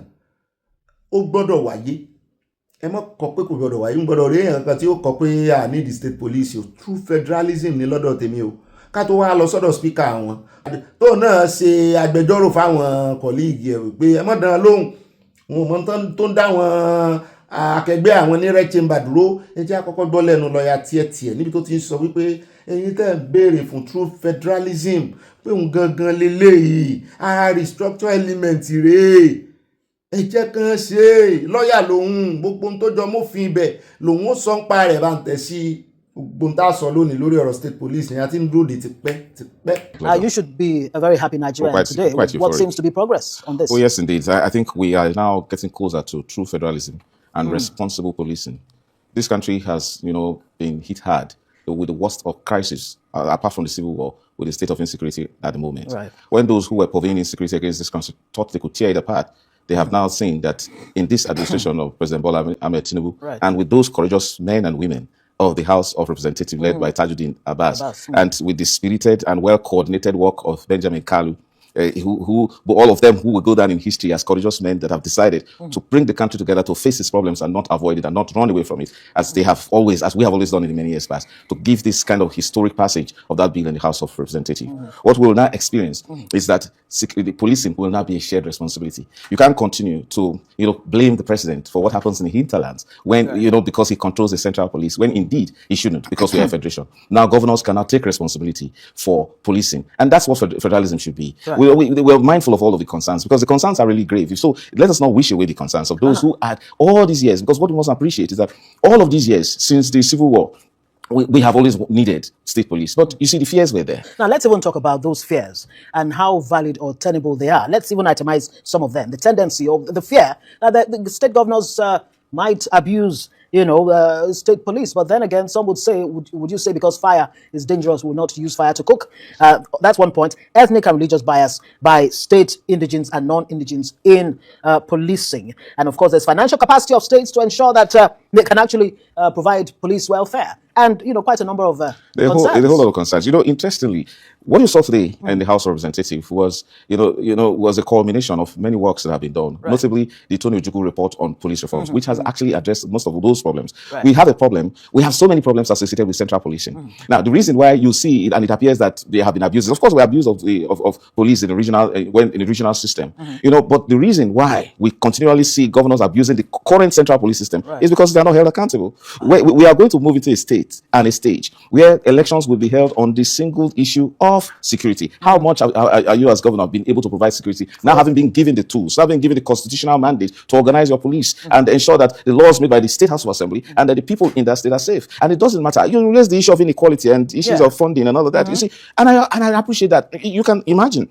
Before now, many of the states in northern Nigeria and their governors have been quite opposed to this idea of state police because these are states that don't generate much revenue. So how would they be able to fund the police, for example? But you see, there are systems, and that's the reason why we have a federal police that takes responsibility, especially when there are shortcomings. But however, you can't, as a federation, take away that responsibility and make our governors irresponsible. Let them first of all appreciate that. And again, if any state is doing well in providing security, and then you find state people from other parts of the country going to that state, it's also a plus for that state. Right. And then, so that competition under regionalism that made Nigeria to become the best it has ever been in history will be down in security. And I think the kind of arrangement when State House of Assembly can now make laws to set up police formations to the extent that they will also give the chairman of local government and responsibility to organize the police. Just like we have in the United States, you will have city police. Come to think about it, in our federal arrangement, the federal government is supposed to be responsible for the security of. Federal government has only one territory, which is the federal capital territory. Now, speaking of which, now that you mentioned federal, what does this mean for federal police? You see, we copied quite a lot, from various systems. Let's acknowledge that. And then later on, the Murtala Mohammed days, we turned to the United States. The United States as a federalism, operates a federal police. So that's why you have an FBI. Right. And then, these issues will only come up when there are conflicts in jurisdictional issues as to cross-border or interstate or cross-state crimes. Right. So who takes responsibility? It's obvious. I trust the men and women in the House of Assembly, in the National Assembly. For once, the Nigerian National Assembly has redeemed itself, that it can actually rise to the occasion. That, look, it's not all about politics, all about problems. We also are able to now come together and say, look, we've got to show our people that we're responsible. So insecurity has bedeviled this country since the times of President Goodluck Jonathan, through former President Buhari. I'm praising President Tinubu for agreeing to support this. Will this be the silver bullet in addressing security challenges in Nigeria? Yes. The reason is, if you're thinking of the problems, also think about the multiplication of the solutions. Right. That you will now have 36 brilliant men who have the support of their people, who understand the local terrain, who understand the forest, the bush, and the local pathways, who understand that the culture of the place, to protect the place, so that it can attract not only other persons from other parts of this country, but from the whole world. So we're going to have a multiplication. Tí ó dá nínú kinní tó dá ń bẹ̀ gan kì í sí eléyìí tí ó tiẹ̀ dá, eléyìí tó dá ń bẹ̀ ó ju eléyìí tí ó dá lọ, nítorí wípé identity yóò farahàn dáadáa, àwọn èèyàn ó sì rí. In fact, yóò fi ojú hàn dé ìta gbangba débi wípé outside world, international community, USA ní, France ní, Europe ní, oníkálukú ní jurisdiction rẹ̀, gbogbo eléyìí tán máa ń sáré ẹ̀wọ̀ orú Adeleke nísìn tó ń sáré pé Europe lọ́jọ́ sí pé ń jọ dìbò kán á mọ̀ mójútó kán mọ̀ jẹ́ kán yàn àwọn jẹ́ o. At least tí àwọn náà bá ṣe dáadáa tí wọ́n sì ti rí competition tán rí tèkó, bóyá ti Ọ̀ṣun ló tún gbéra, tọ̀yọ́ tún gbéra, tí Èkìtì náà ò ní fẹ́ fà sẹ́yìn. Gbogbo eléyìí tí wọ́n ń ṣe pẹ̀lú Àmọ̀tẹ́kùn yẹn rí pé kò ní sí èèyàn kan tí ó mọ̀ ní òun Àmọ̀tẹ́kùn. Èkó ní lóhun ò ṣe state police. Ẹ wà á rí ní tẹ́kọ̀ọ́ ṣe. Ẹ rí pé Èkó ní ó fẹ́ jẹ́ ẹṣin tó léwájú. Táwọn yòókù náà ó fẹ́ tẹ̀lé, nítorí wípé tá a bá wo ti owó tó ń wọlé s'Èkó, Èkó náà pẹ̀lú South West Commission tán sì ti dálẹ̀ tẹ́lẹ̀. Gbogbo wọn ò jọ fọwọ́ wẹwọ́ ni. A fẹ́ kí nẹ́tíwọ̀kì wà, kò ní sí wípé ẹgbẹ́ àwọn ọlọ́pàá Ọ̀ṣun nìwọ, wọ́n dé ọlọ́pàá Ọ̀yọ́ o, mọ̀ ṣe kìíní kan, kò ní dàbí bọ́n ṣe Àmọ̀tẹ́kùn, kò ní sí complain pé wọ́n fáwọn lówó, àbí kò ní pé iye táwọn ná sórí Àmọ̀tẹ́kùn, kò sì ní sí complain pé ìbọn tán kó lé wọn lọ́wọ́. Bẹ́ ẹ bá rí àwọn ọmọ ìtàn fẹ́ ṣiṣẹ́ tó sì tún jẹ́ lókà tó ní kálukú ti dira pẹ̀lú aṣọ tí ó tún wọ̀ mọ́, tèmi kan ní aṣọ dúdú yẹn lèmi ò fẹ́ faramọ́. Competition ó sì wà. Àwọn tòkè gan wọ́n máa sit tight. Bí ó ṣe rí nu oníkálukú ó gbé, kò ní fẹ́ kan alónílù, ò ní fẹ́ ó tú, ò ní fẹ́ kan bàkínì ń jẹ. Gbogbo gómìnà tí ó wà lò wọ́n nílò àìdáǹgbà náà káwọn wò wọ́n. Ó hàn pé wọ́n fi ojú àwọn olóṣèlú gbolẹ̀ dáadáa, wọ́n jọ fojú ara wọn gbolẹ̀. Torí eléyìí tí Adeleke tó ń complain lọ́sùn ní ìsìn wípé commissioner of police ń bẹ̀ wípé kò tiẹ̀ ṣe déédéé, kò dúró dáadáa rárá, federal ní ti ń gba àṣẹ, bóyá tó náà bá wá ní commissioner of police tiẹ̀ náà, torí bí olórí oko bá ń bá mọ́ ṣe ń yan IGP ní ìsìn, àwọn gómìnà náà ni ó mọ̀ yan state kìíní wọn gbà náà o. Ẹjẹ́ àmọ́ òwú yóò ṣẹnu rè, àdúrà ni ẹjẹ́ àmọ́ gbà fún wọn, ẹjẹ́ àgbékùndú sí fún wọn ṣe dáadáa o, pàápàá jùlọ Green Chamber. Àyà tiẹ̀ ní ṣé kán gbògo lọ́wọ́ àwọn Red Chamber kan gbé fún Green Chamber ni, kákú mọ̀ pé Green Chamber nìkan lọ́wọ́, tọ́ra àwọn yẹn ń jà lọ́wọ́, wọ́n sì ń jàjà bó ló ṣe múra wá, ìjà lẹ́tọ̀ àti fún yàn ní warrant arrest, àwọn yẹn sì ń bára wọn fa kìnnì lọ́wọ́, àwọn ọ̀rọ̀ tí ò lórí tí ò nírú. Kò sì ní sọ̀rọ̀ wípé wọ́n fẹ́ pín nǹkan ogun lé wọn lọ́wọ́ látọ̀dọ̀ NSA nìkan ni ó ti wá, tí ọmọ NSA sì rè ìyún jẹ́ ọmọ Fúlàní. Abẹ́rẹ́ ní tó ṣẹlẹ̀ ń Kwara lọ́jọ́ sí ni tán náà withdraw wọn lọ́wọ́ àwọn kìnnì. Ó ní sí yẹn oníkálukú ó jọ dúró déédéé ni, ó ní sí pé wọ́n ń kó jẹ́ ti ẹ̀rí kìnnì yẹn ló bí mi nínú jù. Fúlàní ń dojú kọ á, àwọn Fúlàní ẹgbẹ́ wọn náà lẹ̀ tí wọ́n á ń kó wá, àwọn àgbẹ̀ wọn ń fojú wọn gbolẹ̀, àwọn Fúlàní ẹgbẹ́ wọn náà lẹ̀ tí ń kó wá. Kò possible. Ẹ jẹ́ àtẹ̀sán mọ́, wọ́n ti buwọ́lù, kò sì sí Red Chamber ò ní option, àwọn náà ó tẹ̀lé tí Green Chamber ṣe ni. Tó bá wá ti wá délé ìgbìmọ̀ aṣòfin tán, ẹ mọ́ wòra yín ran, ẹ mọ́ tún jẹ́ káwọn ẹlẹ́sìn ajáàkí ẹ o, àwọn náà ń dúró báyìí o. Ẹ rí i pé gbogbo nǹkan náà máa fẹ́ fẹ̀sìn ṣe, lórí àga àléfà, kìrìsìtẹ́nì kan ló ṣe kinní kan, ẹ̀yin oníṣẹ̀ṣe ẹ ti sùn.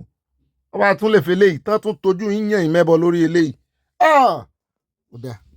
Ó dáa ká tó wá lọ sọ́dọ̀ ẹni tó jẹ́ deputy speaker ẹ jọ̀ọ́ ẹ má jẹ́ àwòrán wárùn àfẹ́ gbọ́ lọ́tẹ̀ ìtọ́ra àwọn ọba kan wọ́n ti ń sọ pé tá bá ń pín security vote kán mọ́ rántí àwọn náà àwọn làwọn mójú ẹ̀ ńgbò yálà tún rí wọn tó tún kọ́ àwọn kan jáde àmọ́ bóyá àwọn fẹ́ mọ́ lò Fúlàní ọba Olúwo ẹ̀mí Olúwo tó náà káwọn Fúlàní jáde ń jẹta tó ní à ń sọ̀rọ̀ security ní iṣẹ́ rí báwọn èèyàn burú à ń sọ̀rọ̀ nǹkan tí security tó sì jẹ́ páwọn àwọn ẹlẹ́yà tó rí èkó jáde náà ní ọ̀rọ̀ ń kún yùmùyùmù lórí wọn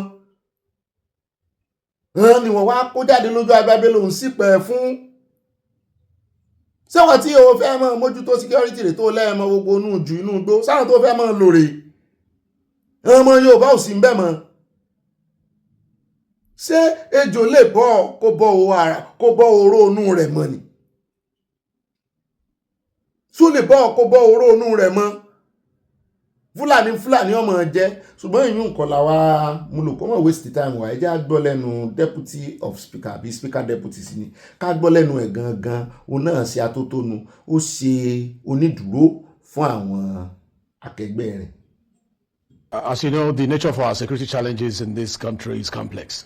So when you think about securing over 220 million people and securing a landmass of over 920,000 square kilometers, what we have needs more re-engineering, it needs more men, it needs more material. You need to re-strategizing, and these things don't happen without laying the foundation upon which they can stand.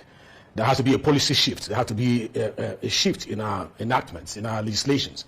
And for years, the Parliament has been battling with how to unbundle the centralization of policing from Abuja down to where it is needed most. And the reason being that the response time is key towards curbing the incidents of crime. And I'm happy that though over the years we have claimed that the Nigerian state is not matured to go into state policing. But the question really is not about maturity. The question is about federalism. We chose federalism. And because we chose federalism, it means that all the elements that go with federalism should be embraced by our state. And police as an institution will deliver better when it is broken down to the community level, like I said during my presentation. That we will see more, we will observe more, we will investigate more, we'll feel more secured. When your brothers who speak your language, who understand your culture, who understand your religion, who knows your terrain, who knows the geography of the place they are monitoring, is in charge. Unlike when strangers are put in barracks and they come with their culture, cross-culture conflict, they don't know how to observe who is who. And I'm happy that at the moment there is a consensus, between the presidency and the governors forum, between the public.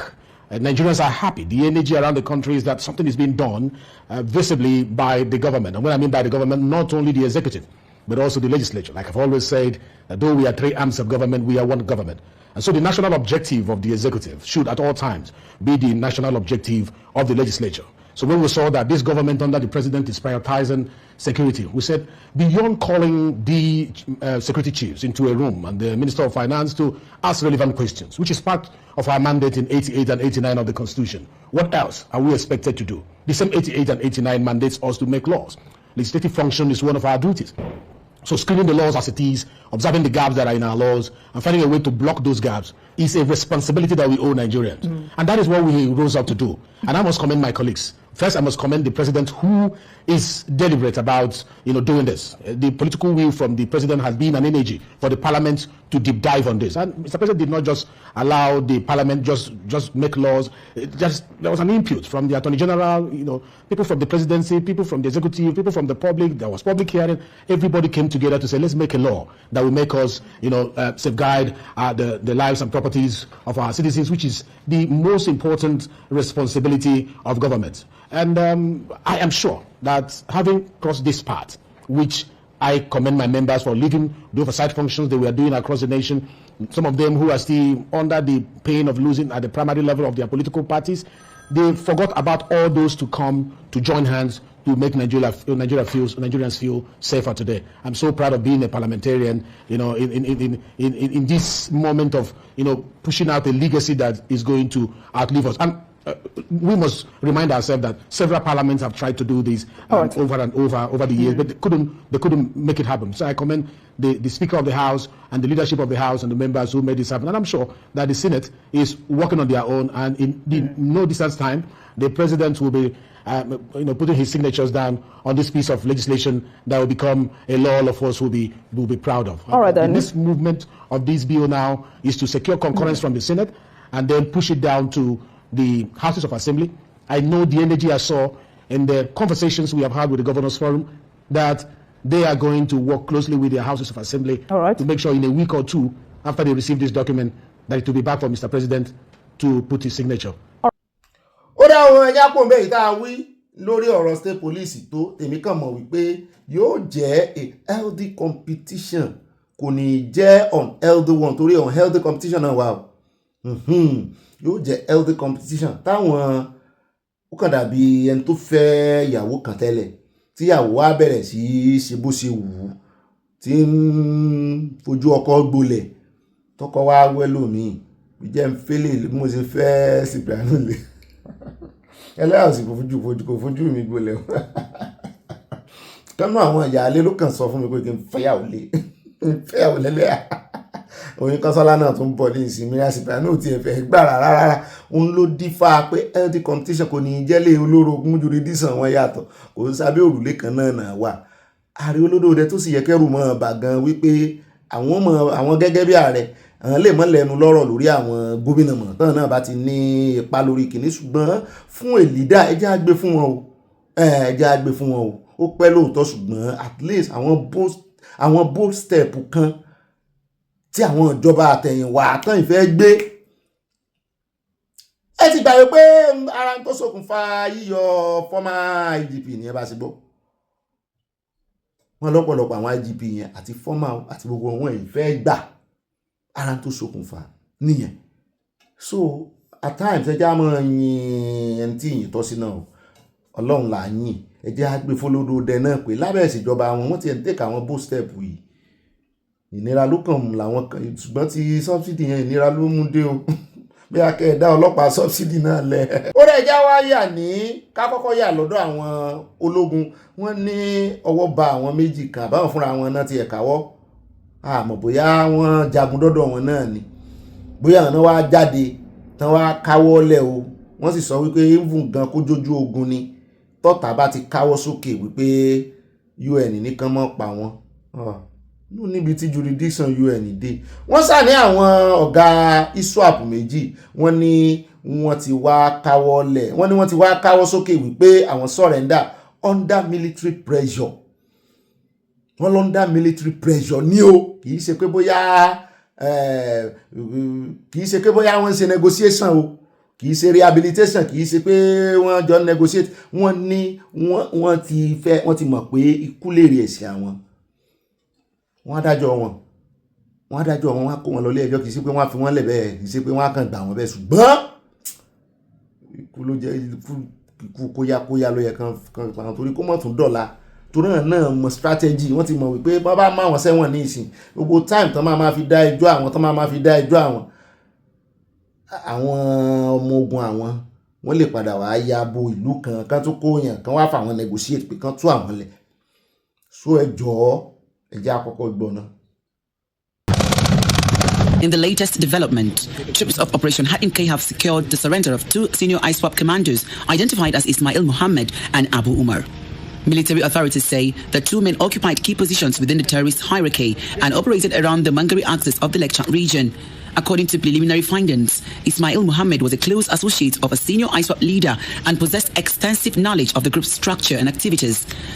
The second commander, Abu Umar, was reportedly an explosive specialist responsible for the fabrication and maintenance of vehicle-grown improvised explosive devices and other combat equipment used by the terrorists.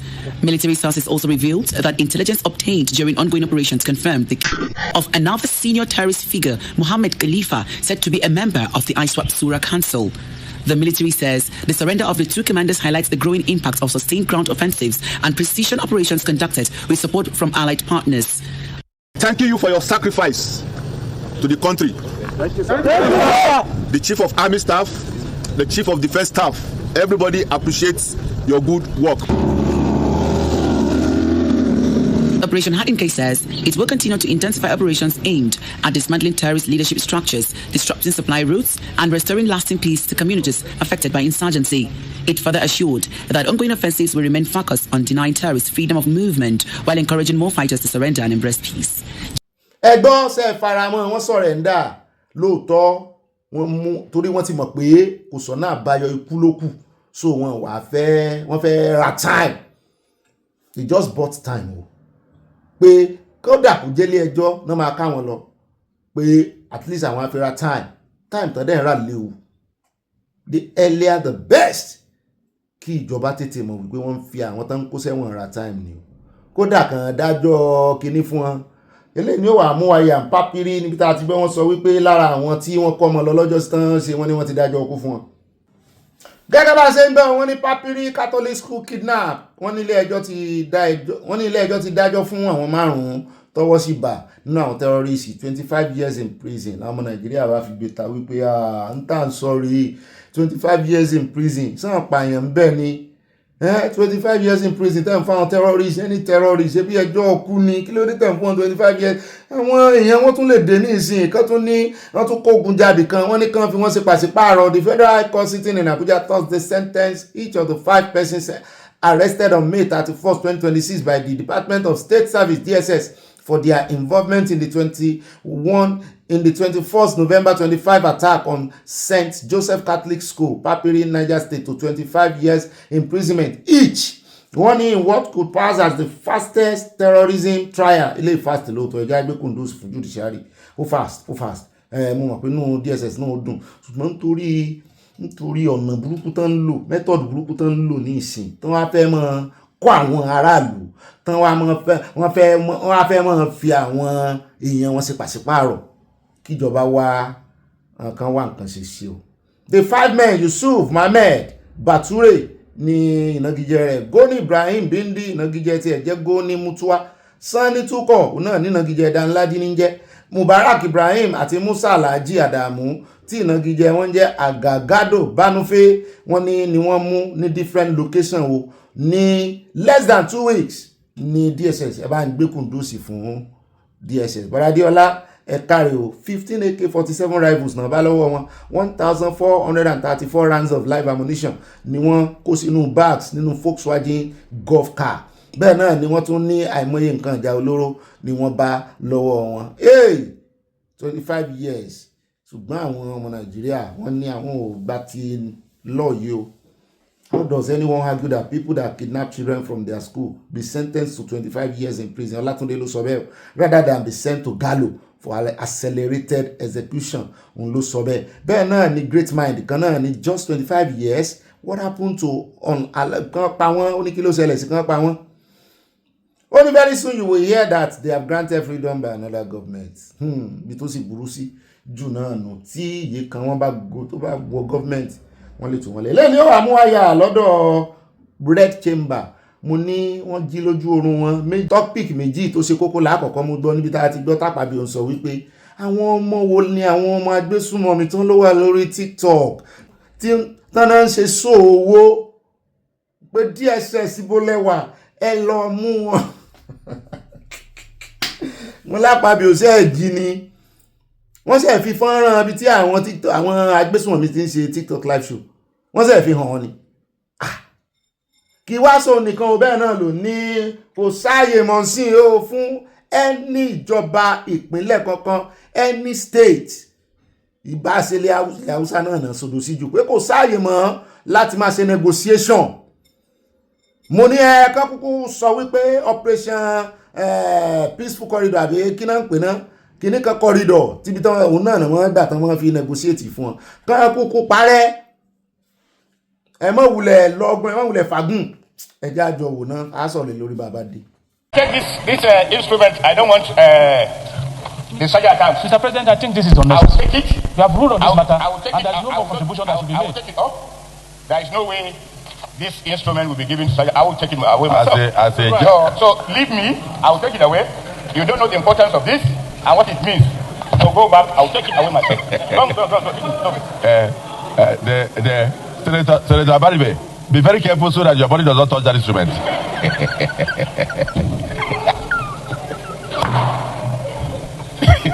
Thank you for being a gentleman. And even the one on your neck that looks like a snake, don't come back with it. Leader of the Senate. Leader of the Senate. Leader of the Senate. Leader of the Senate.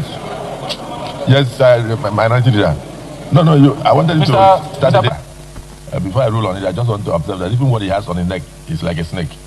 And you mentioned that you have that is with a dagger. It's not with a dagger, it's with a spear. And the spear is even more dangerous. So please, distinguished colleagues, be careful, don't go very close to Senator Dengue. Your point of order is upheld. Yes, Senator Dengue. This regalia is our tradition. I am now the Pampano, means the spokesperson of the Adamawa, of the Machema Kingdom. And therefore, on their behalf, I see it as an honor. Like many people thought maybe this is a job. This is not a job. This is Africa. This is Nigeria. And I've been in this National Assembly for close to 19 years. I cannot on my own violate the regulation of this chamber. As a sitting senator, I don't think anybody in his right sense will think I'm coming to harm anybody. That is not me. That is not senatorial at all. And I support the idea of state policy, but we must comply with the provisions of the Constitution. We can't even debate it now. Is anybody opposed to this bill going to Constitutional Review Committee? Okay, in that case, those in support that this be referred to the Constitutional Review Committee, say aye. And those against say nay. The ayes have it. Issue warrants should be what the Senate President should do, or the Speaker. In their absence, the Deputy Senate President or the Deputy Speaker. And it's clearly stated in the relevant rules. We will not and should not make statements that seeks to impugn the character of public officers or individuals in the society, so that we do not convey a very negative impression of the Senate as a bunch of representatives that are out to witch hunt. I also want Comrade, His Excellency, Comrade Adams Oshimole, to withdraw that statement. It will make good to this Senate. Senator Adams Oshomole swiftly rose to defend his position. Sir, I have a duty to the Nigerian nation first. And may God punish me anytime I knowingly allow my responsibility to be compromised by people who think they have money. That is why I said, among other things, take ransom and show themselves on social media. And I think the Cybercrime Division and the Department of State Securities and the rest should be able to track their locations and arrest them. Because this is a show of impunity, as if there is no law and order. So I don't see why we should not have control over the social media space. That idea of showing themselves and showing the cash collected and displaying it is a way of challenging government. And I want the security agencies and heads of security services to see this as a major challenge. And please, whenever you find it, bring it to the attention of the Senate, and we shall invite relevant authorities to explain to us why those people have not been apprehended. And if they are apprehended, they should also report back that those people who show their faces collecting ransom and collecting cash have been apprehended and dealt with. This will give confidence to the Nigerian public. I thank all for your contributions. Those against say nay. The ayes have it. So to prayer 2, the Federal Executive and the Central Bank of Nigeria should immediately come up with financial circulars and regulations that will compel regulated cash policy that will encourage cashless transactions in Nigeria in order to stifle cash payments for kidnappers for ransom. I hope they will not resort to Bitcoin. Those in support of prayer 2 say aye. And those against say nay. The nays have it. Prayer 3, mandate the Federal Ministry of Interior and the Nigerian Immigration Service to step up efforts at curtailing border security in order to reduce movements of terrorists and arms into the Federal Republic of Nigeria. Those in support of this prayer say aye. Those against say nay. The ayes have it. Prayer 4, subnational governments to stop negotiations and peace accords with terrorists and armed bandits who often renege on these accords and turn around to fund terrorism with the proceeds of such peace deals. Those in support of this prayer say aye, and those against say nay. The ayes have it. Prayer 5, invite the commander of the National Center for Control of Arms and Small Weapons to explain the incidents and challenges of arms proliferation in Nigeria. I think this center is under the Inspector General of Police. Don't you think you should couch it that we should invite the Inspector General of Police instead of inviting a commander? Is there any amendment to this, or do I put the question? Yes, amendment. Who wants to amend? Okay, nobody. Those in support of this prayer say aye, and those against say nay. The nays have it. Additional prayers, please. Prayer. Okay, additional prayer. Additional prayer, please. Thank you, Mr. President. Senator Natasha Akpoti-Uduaghan, Kogi Central. May I crave the indulgence of the Senate that we rise and observe 1 minute silence in their honor. May the souls of the Vice Principal and all those who died in the attack in Kogi West, Nigeria District rest in perfect peace. Amen. President, with our leave, I will make a few comments. Because, Mr. President, we have been here discussing security, and most of the time, Mr. President, the focus has always been on the federal government. And like I have repeatedly said here, we have state governors who have sworn to protect the lives and property of their citizens. And so the federal government puts policemen there, the federal government puts soldiers there all over the place. And these acts of insecurity take place right before the very eyes of state governors, who also are the custodian of the purse of the state, and particularly the humongous amounts of money that all of them appropriate to themselves for security votes. And so I think that security arrangements honestly should cascade from the federal government to the state and to the local government. And so a situation where the local government federal government that is in Abuja here is expected to go and oversee the abduction and rescue of students in Oyo State or the class in Benue State and all over the country certainly is unacceptable. And so, like they say, security is the business of everybody. Everybody is involved. That's why they say, if you see something, say something, so that relevant authorities will be able to take off from there.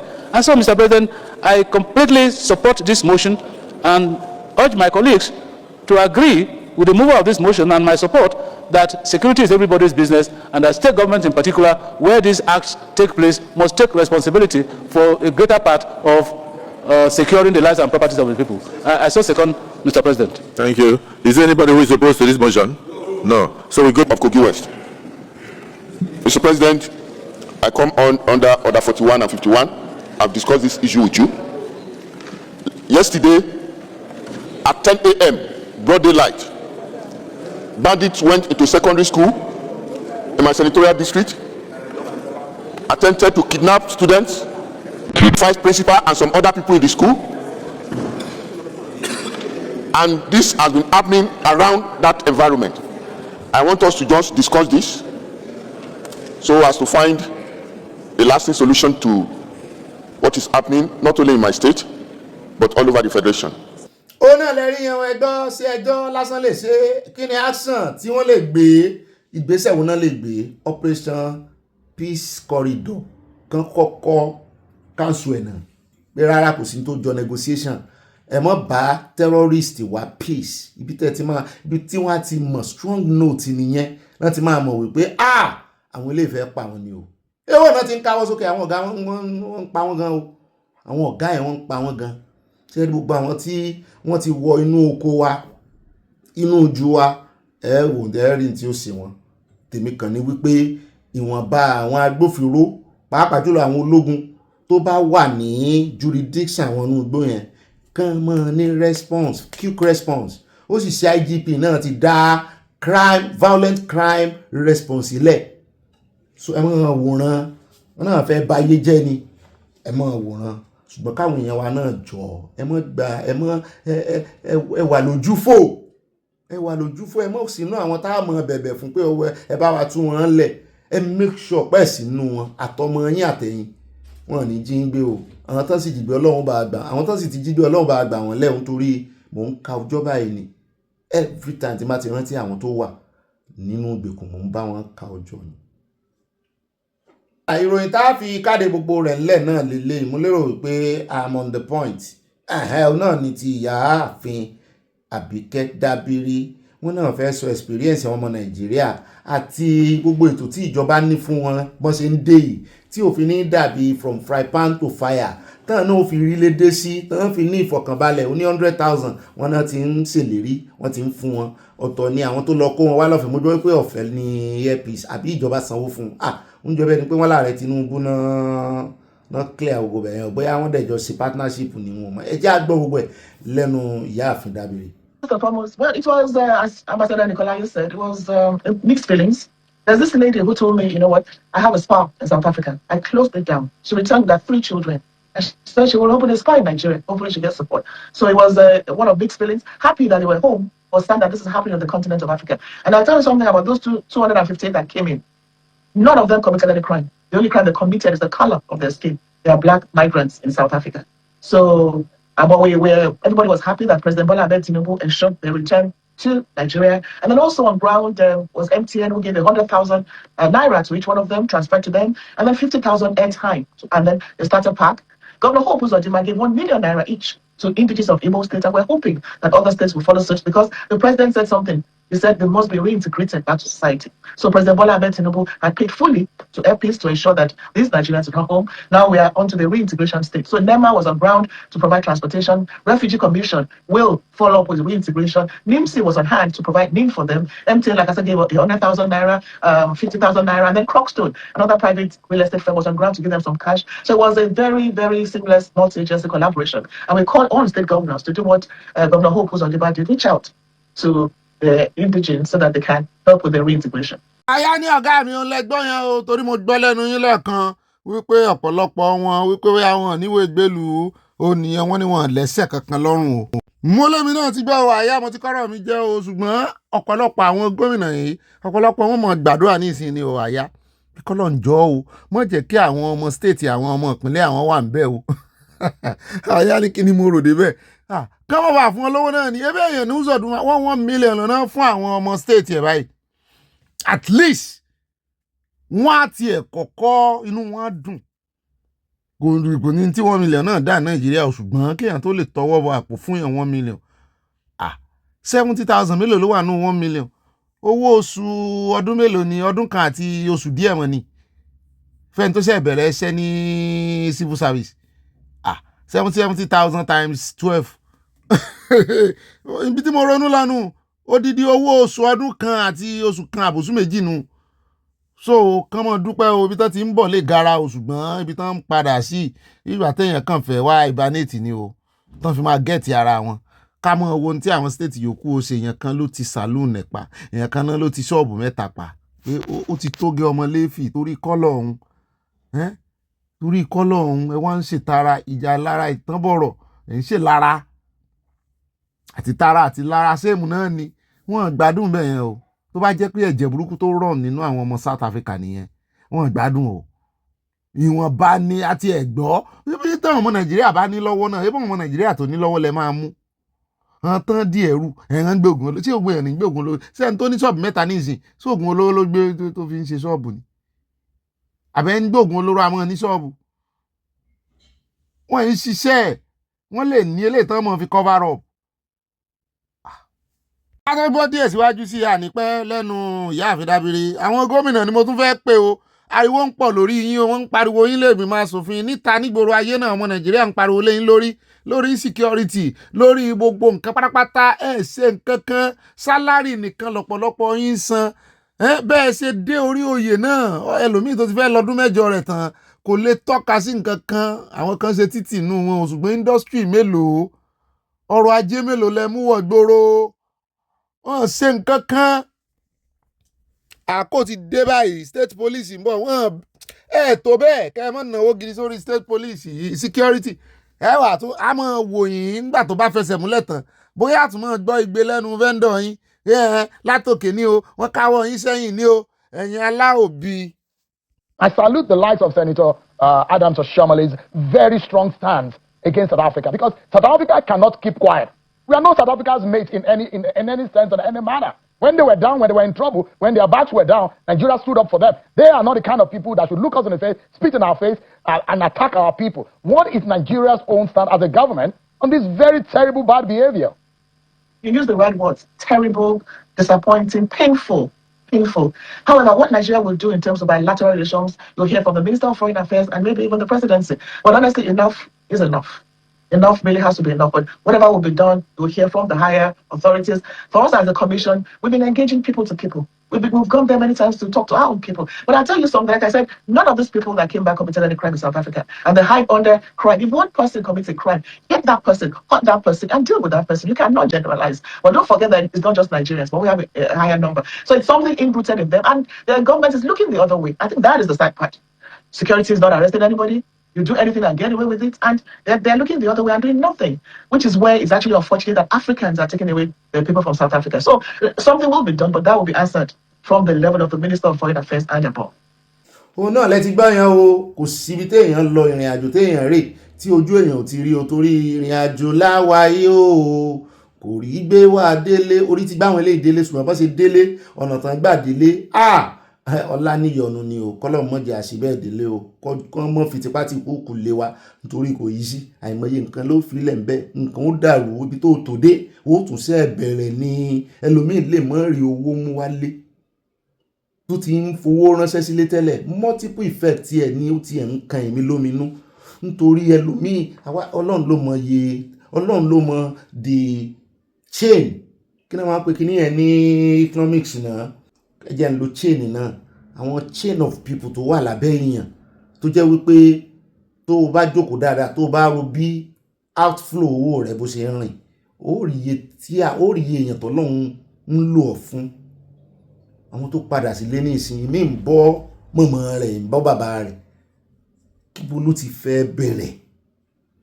Environment yàtọ̀ síra wọn, àti àwọn kan lè ti ní business ilé tẹ́lẹ̀, àwọn kan lè ti kọ́lé sílé tẹ́lẹ̀, ẹlòmíì lè rówó díẹ̀ mú wá, ṣùgbọ́n lára àwọn tí wọ́n kó wá yẹn mi ò rò pé kankan wà nù wọn tí orí kálẹ̀ tó lówó lọ́wọ́ ni fúnra rẹ̀ yóò wọ plane fúnra rẹ̀, kò sì ní sínú àwọn illegal immigrant tó ti overstay, kò sì ní dúró kán tí ń gbọ̀ngbọ̀n. Ẹ wá já gbọ́n kankan, kì í ṣe gbogbo ọmọ Nàìjíríà ló padà lé o, wọ́n kì í sì ṣe gbogbo òlú, gbogbo city wọn ni wọ́n ti ń lé wọn bẹ́yẹn o. Wọ́n láwọn ibìkan ọmọ Nàìjíríà wà níbì kan, ọ̀dọ̀ àwọn náà tìfura náà ṣe ń rìn o, ṣùgbọ́n wọ́n láwọn kan wà ń bẹ̀ tó jẹ́ wípé wọ́n sì wà ń bẹ̀ náà ni o. Àwa mọ́dí tó sì wá jẹ́ wípé Nàìjíríà ló wá ṣẹ̀wọ̀n, ṣùgbọ́n ìjọba la fẹ́ bẹ̀ gbogbo ọ̀nà pátápátá tán fi ní kábàámọ̀, tí ò fi ní dàbí ẹni wípé ìwọ Mósè kí ló dé tó kó wa kúrò ní Íjíbítì ló kó ẹrú tó wá tún fẹ́ káwọn parun sínú Òkun Pupa. Ogun Fáráò nílé àwọn bọ̀ lẹ́yìn, Òkun Pupa rè wájú, ogun xenophobia rí, ogun economy kìíní rè Nàìjíríà. Èwo ni ẹ mọ̀ pé ìyàwó tí ò sí ìtọ́ ilé ọkọ méjì wò kò ní mọ bó ṣe náà bá wá tọ̀wò tán rí báyìí pé wọ́n jọ bẹ́ẹ̀ ni wípé ibi táwọn ti ń bọ̀ yẹn àwọn ò mind xenophobia o, imagine. So kíjọba jọ, xenophobia ló lé wọn dé, ogun lè ń dé, kí xenophobia dọ́bù kó mọ́ padà sí ẹ̀ o, torí àlè pé ti Nàìjíríà ń xenophobia, ìyà tí àwọn aráàlú náà ń jẹ lọ́wọ́ ìjọba àti lọ́wọ́ ara wọn náà ó fẹ́ ju xenophobia lọ o, kán jọ o, kán mọ̀ jìyàn kábàámọ̀ o, kò jù bá náà lọ o. Àwọn tán sì wà nílé náà kàn mọ́ gbàgbé wọn o, àwọn ṣọ́ọ̀ṣì náà sì ti ń sọ oríṣiríṣi, àwọn ṣọ́ọ̀ṣì kan ti ní kán máa bọ̀, àwọn ó pèsè ilé fún wọn, àwọn ó fún wọn lé, àwọn ó fún wọn ní land, àwọn ó fún wọn ní soft landing. Ìwọ tó sì ń bọ̀ náà wá ṣe jẹ́jẹ́ o, rántí pé bí ìgbà tó ṣe ń kọ́ ìrìn ni o, mọ́ wàá mọ́ sí gànàgànà ká ní mo sì wà South Africa ni o, mọ́ sí bẹ́ẹ̀ o. Wọ́n tó wà nílé náà wọ́n fẹ́ manage ìgbà ìmọ́ra ni o, kò yí sí o, wọ́n fẹ́ sún díẹ̀ fún yín kẹ́ ẹ lè rí ibi jókòó sí ni o, kò yí sí nílé o, ẹ gbé mind yẹn wá o. Yóò yá kò ní yẹ̀lẹ́ àní rí jù báyìí lọ wà ní rógun ogun lè ń dé o. God bless you and I love you. Enjoy your weekend. Happy Democracy Day. Happy June 12 lẹ́ẹ̀kan sí. God bless you and I love you. Àfìrí pàdé lọ́la láti Ọlọ́run Èdùmàrè. Àyá wàá gbé wa débẹ̀ nù abala ẹ̀ńbára yìí. Ó dá ọwẹ́ káàbọ̀ sínú abala ẹ̀ńbára yìí o, ẹjẹ́ sáré yà lọ́dọ̀ olódòdó ọ̀rọ̀ tán bá gbọ́n ọmọ Nàìjíríà sọ. Òun la fẹ́ sọ̀rọ̀ lé lórí, wọ́n sọ̀rọ̀ nípa safe corridor tá a ti ẹ̀rù pé bóyá wọn ò ní mẹ́nu já mọ́, ẹni tó kọ script fún wọn kọ́ bẹ́ẹ̀ o. Wọ́n sọ̀rọ̀ nípa pé kí wọ́n wá mọ́ sọ̀rẹ̀ ń dá o, wípé ilẹ̀kùn tó sí ibi ọkọ̀ Noah ní o, wípé tán bá ti move báyìí tán ti tilẹ̀kùn pa, pé orin wípé Noah àbọ̀ mọ̀ mímọ́ ni wọ́n lórin tẹ́mọ̀ kọnu àwọn òsì ní mọ̀ yín o. Wọ́n ní forever kọ́ ní safe corridor o, gbọ́ lẹ́nu wọn bẹ́ẹ̀ náà ni wọ́n ní ìpànìyàn nípa ìgbésùmọ̀mí wọn ló ti dínkù bíi 81%. mo ní wọ́n ní bẹ́ẹ̀ ni wọ́n sì ní àwọn náà ń gbìyànjú omi ló pọ̀ jọkà lọ nítorí ẹ̀ lẹ́ẹ̀sẹ̀ rí káwọn ṣe fẹ́fẹ́ rí tì bẹ́ẹ̀ náà ni nínú àwọn kọ̀ọ̀kan tí wọ́n ti gbìyànjú fún orílẹ̀-èdè yìí nípa democracy wọ́n fún wọn lóye. ẹ jẹ́ àgbọ̀ ká tún wá gbọ́n táwọn èèyàn sọ. The coming days, Ekiti and Osun states will hold elections. I urge INEC, security agencies, and all parties to ensure these polls are peaceful and credible. Democracy fails when citizens doubt the process. To our National Assembly, judiciary, the press, and civil society, you are the guardrails of our republic. Criticize me, disagree with me, but never stop believing in Nigeria. To our young people, Nigeria is your home and your future. Build here, code here, work here, and vote here. Every great nation was built by those who stayed to solve problems, but not by those who abandoned ship. To our armed forces, police, and intelligence services, Nigerians salute your sacrifice. To our traditional rulers, faith leaders, and community heads, thank you for your support of peace and reconciliation. The government cannot do it alone. Today, we honor the resilience of Nigerians who refuse to surrender their faith in freedom and the courage of those who stood firm against intimidation. We pay tribute to patriots who endured persecution, imprisonment, exile, and even death so that future generations could enjoy democracy. I salute labor leaders, journalists, activists, students, women, professionals, political leaders, and soldiers, both those who passed and those still with us, for their patriotic contributions. Though this year's mood is dampened by the abduction of our children in Yoyo and Bonu, we remain hopeful for their safe return. Democracy without security is not solid enough. That is why this administration has chosen both kinetic and non-kinetic strategies to restore peace, declared a security emergency, and approved the recruitment of 50,000 new police officers and thousands of military recruits.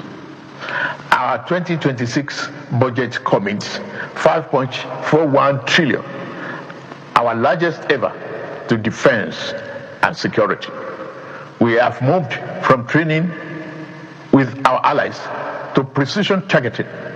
In Arege, we degraded ISWAP and command centers. Terror-related deaths are down by 81% since 2015. Over 13,000 terrorists have been neutralized in the past year. But we also keep the door of surrender open. Over 124,000 fighters and dependents have laid down arms since 2023. Through Operation Safe Corridor, we turn our former enemies into citizens because every life saved is a victory for democracy. To bandits, kidnappers, and sponsors of terror, surrender or face the full force of the Nigerian state. These windows of surrender will not remain open forever. No mercy will be shown to those who trade in blood of Nigerians. At a time like this, let us not assign blames or point fingers.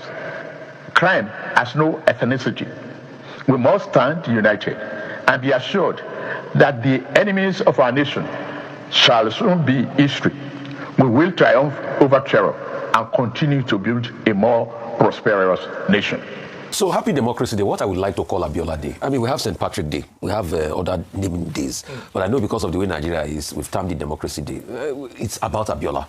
It was Abiola's overriding sacrifice and the sacrifice of a lot of other people that believed in MK Abiola, which he paid the supreme price for, pure and simple. President Tinubu, yes, he hit some right notes, talked about the fact that they've neutralized thousands of bandits, but what about Nigerians who have been killed in this period? What about the fact that Nigeria has gone up again in the terrorist ranking? What about the fact that we have kids in the bush here and there? I mean, that's the talk about insecurity. MK Abiola's manifesto for June 12 elections dealt with farewell to poverty. He talked about industrialization. Have we industrialized properly? Have we been able to industrialize properly? Save for Dangote refinery that's been able to increase the numbers as regards, crude oil exports, that we are not exporting refined products. When you check MK Abiola's speech, he talked about meeting the needs and the ends of people in the grassroots, subvention and funds. Have we been able to do that? They say we have conditional transfer. Is it really helping the people? Yes, there's student loan there. Or is this really addressing all of the challenges people have? Are we able to improve on the equation? Another thing that Abiola talked about is that he wasn't in support of the structural adjustment program. He doesn't believe the IMF should be running our life. But today, the IMF is running our life. So all the things Abiola talked about, we are still in the shackles of the things Abiola was fighting against them. Because Abiola kept on saying, and other people too then, the likes of Walemo Julius Nyerere also said that International Ministry of Finance, that's the IMF, can't be running our lives because they will only say things to favor themselves. Look at them today. They are supporting the reforms. The same reforms where we ought to have fought the corruption in the ecosystem. Now, we've punished the people, taken out all of these buffers, social buffers. What has happened? 63% in poverty. If you think MQ Abiola will be happy when he said farewell to poverty, and today Nigeria is 63% in poverty, even more than the 2019 figures. So President Tinubu also touched on that. Another part here that I enjoyed that he did was he celebrated people with national honors, gave a couple of people national honors and everything. But President Tinubu, the list of those journalists are not complete. I'm going to make a case for my Oga here. This man was an active frontline writer and social commentator in the June 12 struggles. Reuben Abati ought to be on that list because these were people that fought for democracy over and over again. So President Tinubu, please, I don't know, maybe next one you still have to redo that list. Yes, you have appreciated other people, but we need to give this man his flowers.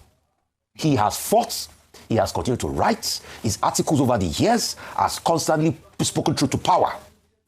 And please, let us do the needful. Because I saw other people on that list. I congratulate Babajide Karadio Otitoju. I congratulate Oga Ojon. I was there for his birthday the other day. I congratulate many other people. The military officers there, but Dr. Abati also needs to be on that list. So on that score, President, I should keep on using this to celebrate the people. Yes.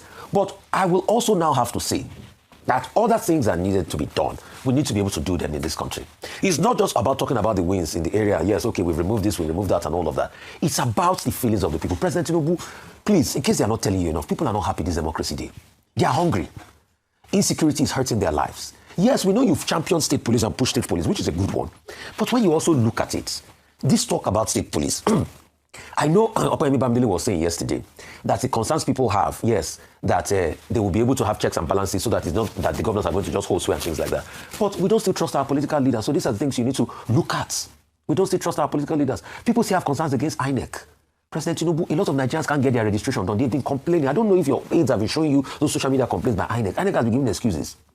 President Tinubu also, since the day that Amukpito made the partisan comments that we've seen, INEC wrote an independent report about it. We want Amukpito to subject his tweets to a forensic independent report so we can know what really went there. So a lot of us are going into this next election with all this shenanigans happening. We are looking at it and we don't want to use one corner of our eye to trust INEC because we want these elections to be free, fair, and credible. Most importantly, we also need to talk about the plight of our military. President Tinubu, see, we are speaking up for the military this morning. To be able to have a proper meal, according to National Bureau of Statistics, you need 4,100 and something a day. Our military daily feeding ration is 3,000. For our frontline soldiers fighting on the battlefield, they can't have a proper nutritious diet a day. President Tinubu, please, if you can increase that money to 5,000 naira for our military, it will go a long way. And this minimum wage, we need to look at it too. It's not, in fact, the minimum wage is even sub-minimum now. If National Bureau of Statistics is saying that for you to be able to have quality feeding, you will spend 4,100 and something every day. If you calculate that by 30 days, if you have to eat 3 square meals, it's over 100,000. Minimum wage as it is today can only feed a man for 15 days, half of the month. These are the things we should talk about because these are the farewell to poverty MQ Abiola was talking about many years ago. Did I say more? Happy Abiola Day. I will celebrate MQ Abiola for paying the Supreme Prize. As we also celebrate democracy. Indeed, we have MLK Day. Yes. United States of America. Dr. Bati. Okay, once again, happy Democracy Day. Let's start with the significance of the day because that is what is important. The day used to be celebrated on May 29. But in 2018, the Buhari administration decided to shift it to June 12. Hence, June 12 was named Democracy Day. But Rufai is right that this is about the heroism, the symbolism, the martyrdom of Chief MKO Abiola. Because when that election took place on June 12, 1993, the history is important, the background is important, particularly for the benefit of the younger generation. Who I recall someone once asking me, why are they making noise about this MKO Abiola? Of course, that young man, his father had not yet married his mother at the time we had June 12, 1993. But for those of us who were, witnesses to history, we recall that the significance lies in the fact that that election was considered the freest and fairest ever in the history of Nigeria. It was the general election that came after the 1983 coup. The next, pitch for democracy was the general election of June 12, 1993. And in that election displayed certain myths about politics in Nigeria. It was a Muslim ticket, the first Muslim ticket we had. And because of that, people were surprised that in a country like Nigeria that is divided along ethnic and religious lines, the people of Nigeria could just rise above that. It was Babagana Kingibe as running mate to Chief MKO Abiola. On the other side, their party was the Social Democratic Party, the SDP. On the other side was the National Republican Convention that had Tofa, yes, I think that's his name, as the presidential candidate, and Sylvester Ugo from the East as running mate. At the end of that election, the Abiola Kingibe ticket won overwhelmingly. In fact, including beating Bashir Tofa in his own Kano, in his native Kano, and in his own polling booth, in his own ward. And so, it was such a significant thing. So the results were, being announced all of a sudden. We heard that, the results have been suspended. And the gentleman who oversaw that election is a man called Humphrey Nwosu, Professor Humphrey Nwosu. Let's gbọ́ yẹn o, wọ́n lè ti sìpẹ̀ fún ààrẹ olódòdó wípé kánjọ́ kan rántí Dr. Abati náà o. Ẹ rántí àyá náà. Ó dá àwọn fún bọ̀dà Jídé Òtítọ́jú náà ní national honour. Kì í sàn nìkan èrò pọ̀ ṣùgbọ́n kì í ṣèyàn làwa sọ bí kò ṣe wípé kán honour àwọn mẹ̀kúnnù, àwọn ọmọ Nàìjíríà. Kò sí honour tí àwọn yẹn ń béèrè lọ́wọ́ wọn ju wípé kán jẹ́ kí àwọn rí oúnjẹ òòjọ́ jẹ kébi mọ́ pa wọn. Àwọn ò béèrè àwọ́ọ̀dù, àwọn ò béèrè GCFR, FFR. Wọ́n ní oúnjẹ kébi mọ́ panu torí wọ́n ní bí ebi tó bá ti tán nù ìṣẹ́bùṣe o. So ẹja tẹ̀ iwájú kákan rọra sọ díẹ̀ lé lórí nítorí mọ̀ pé wà wá tá a wà níbi pátápátá mọ̀ wa bàbá wa lẹ́jẹ́ ó yé yín ó sojú yín dáadáa wá gan tájọ́ mọ̀ yín gan ó sojú wa n ò rò pé a lè rí èèyàn kan tí ò sojú ẹ̀ bí tí ò rántí gbogbo ohun tó ṣẹlẹ̀ nígbà náà jẹ́sẹ̀ 1993 kọ́hún SDP isawamana NRC àti SDP. Nídìí èyí ṣé gbogbo ohun tí Abiola lòun máa ṣe náà ni ó ti wá ṣẹlẹ̀ báyìí lẹ́yìn ọ̀pọ̀lọpọ̀ ọdún tí Abiola ti rí wálé àṣà. Bó tẹ̀ jẹ́ wípé ó gbégbá òrókè ó ní ó jáwé olúborí ṣùgbọ́n wọ́n fi dùn ún kò sì yẹ̀ lẹ́yìn àwọn Fúlàní ìnáwó pẹ́ tí Fúlàní ti ń fìyà jẹ o. Ṣùgbọ́n nígbà tí mò ń gbọ́ ti Ààrẹ Ọ̀nà Kakanfò sí ìyẹn Ààrẹ Gani Ìbà Gani táwọn náà ń sọ wípé àwọn Yorùbá fẹ́ ti àwọn pamọ́ sí ti Abiola pa. Mo wá ń wò pé ṣé ẹgbẹ́ kan náà lẹ́yìn àti Abiola sì ṣẹ́jọ́ wà ní ṣé sàwáwù kan náà lẹ́jọ́ wà ní Abiola. Abiola àgbà náà wọ́n bí Dangote dá ní tówó ni ní ti yìí ní ti kákàwé ni ní ti kí ká ní connection ni èyí wá ń torí pé ẹjọ́ yìí Ààrẹ Ọ̀nà Kakanfò àwọn ọmọ Nàìjíríà wọn náà fẹ́ sọ pàápàá jùlọ àwọn Yorùbá wọn làwọn ò fẹ́ sọ wípé àwọn tó fi ń joyè ló fà á. Ẹ mọ́ fìrà yín wé àtàyé rẹ̀ àtòkù rẹ̀ lẹ́yìn ìgbà tó ti papòdà wọ́n lẹ́ẹ̀ tó bẹ́ẹ̀ kẹ́ fìrà yín wé Abiola o wọ́n ní ẹ mọ́ ṣe mistake yẹn mọ́ o. Àwọn Nàìjíríà fẹ́ tì yẹn pa ṣé irú Ààrẹ Ọ̀nà Kakanfò tí wà ní Abiola jẹ kó ráàyè ẹ wo conglomerate kí láti ẹ̀ ń sọ tèmi gan-an ó rà ní ìrìnsú ẹ̀ lọ happy Abiola's days ó ní Rufai ní àmọ́ sọ àṣẹmí ìlàsì Ọlọ́run Èdùmàrè o ṣùgbọ́n òmìnira ń tààràtàrà gan-an ló lè jẹ́ kí Abiola kó sùn dáadáa. Ká tó wá mọ̀ dágbére lórí ètò lónìí ọ̀rọ̀ kan ló tún fàríyànjiyàn tó ń fa controversy nígbà tí wọ́n garáàkì sí BRF lẹ́nu Babátúndé Rájí Fáṣọlá wọ́n wá sọ̀rọ̀ kan security vote mo ló tiẹ̀ dá òní ló tún jẹ́ ọjọ́ tá à ń celebrate Abiola Democracy Day kí lẹ ní sọ ń pa ẹ̀ wọ́n láwọn ò mọ tí ń jẹ́ bẹ́ẹ̀ àwọn ò gbárí mọ tí ń jẹ́ security vote abẹ́fẹ́ sọ pé gbárí wọ́n láwọn ò gbárí làwọn ń sọ ìtumọ̀ ẹ̀ náà nìyẹn kì í ṣe pé àwọn ò gbọ́rí o kì í ṣe pé àwọn ò mọ̀ túmọ̀ ẹ̀ o pé ṣe bí àwọn gómìnà míì wà níbi tán jọ jẹ́ gómìnà nígbà náà tá tí ẹ̀ ní kinní nígbà náà president jẹ́ ìṣe Umaru òun àti Yar'Adua ni òun àti Peter Obi òun àti Jonathan náà ṣèjọba nígbà náà àwọn yòókù sì ń tẹ́wọ́ gbà ẹ̀ sì gbọ́ ń pa ẹ̀ kí ló dé tẹ̀ wá tẹ̀ ó mọ̀ ti fẹ́ fàríyànjiyàn kan láwọn sáwọn kan ní ń bá wọn tẹ́wọ́ gbà ni gbogbo gómìnà ní ìgbà gómìnà náà wọ́n fún náà máa allocate ẹ̀ sí láwọn èèyàn bá ní ẹjẹ́ àbí bàbá àṣàlẹ̀ wọn mo ní fẹ́ kọjá ààyè yìí ẹjẹ́ àgbọ̀. Now, this security vote thing, whenever I hear some of my colleagues talk about it, I don't know what it means because I never had it in Lagos. Well, maybe you were the governor, but I was the governor. So, I speak for what I know. I was the governor. There was no security vote. All our acquisitions were domiciled in the Ministry of Budget and Planning. So you were saying governors received something as security vote. I don't know if Governor Saraki got that kind of... I didn't get it. And I don't know from where they were getting it. But the point to make is that Constitution prescribes that we are chief security officers of our states. And we can't walk away from that. So I proudly accepted that title, and I did what we could with my team to... Ṣé iná ti gbọ́ wọn láwọn ọmọ mi ní ẹ̀ táwọn kọ̀líìgì àwọn bá ń sọ àwọn ọmọ bí wọ́n ti ń gbà ṣé ń pajá lọ́bọ̀ fún wa ni àwọn kan láwọn ò trust wọn àwọn kan láwọn trust wípé bóyá wọ́n ní bó ṣe ń ṣe alábọ́dé náà fi ń ṣe lẹ́kọ̀ọ́ ẹgbẹ́ ẹ̀yìn ará Èkó kí ló dé tá a gbọ́ kẹ́ ẹ ṣàríyànjiyàn kẹ́ ẹ yarí pé wọ́n fún yín security vote lábẹ́ ìṣèjọba BRF. àyà ni bó mo ṣe mọ̀ pé Sanwó-Olú gan ń gba tiẹ̀ báyìí ẹ gbọ́ bọ̀dá Sanwó-Olú ẹ̀yin a mọ̀ pé Lagos Trust Fund wà contribution businesses àti àwọn ọmọ Èkó àtolùgbé Èkó síbẹ̀ náà ń darí ẹ̀ sí ni wọ́n mẹ́nu bà budgeting and planning kìíní kan wọ́n náà ń rí sí ọ̀rọ̀ security wọ́n ń bọ́jẹ́ẹ̀tì fún ni ṣùgbọ́n kẹ́ ẹ wá sọ fún wa pé ẹ gbà rí ẹ̀yin lẹ máa bọwọ́ lùwé hàn wo ló ń gbà á ọ̀rọ̀ yìí ti di gòbe ó ti dá wàhálà lẹ̀ látàárọ̀ ò pé ṣé ọ̀rọ̀ tí BRF sì sọ ìkódìdí gómìnà ní I don't know what it means I don't know where they are collecting it.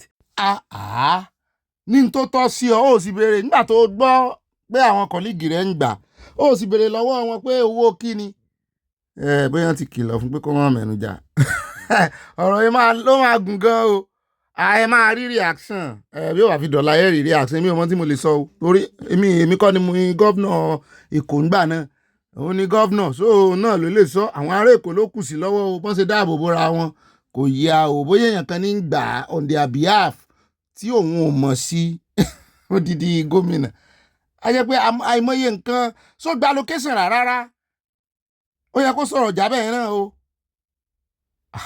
àbòsí wà nú ọ̀rọ̀ wọn àwọn kọ̀líìgì rẹ̀ ń gbà ìwọ ò sì béèrè lọ́wọ́ wọn you never knew where they are collecting it from ṣèjọba ní agbára Nàìjíríà o nǹkan àṣírí ni o occultism ni Ọlọ́run.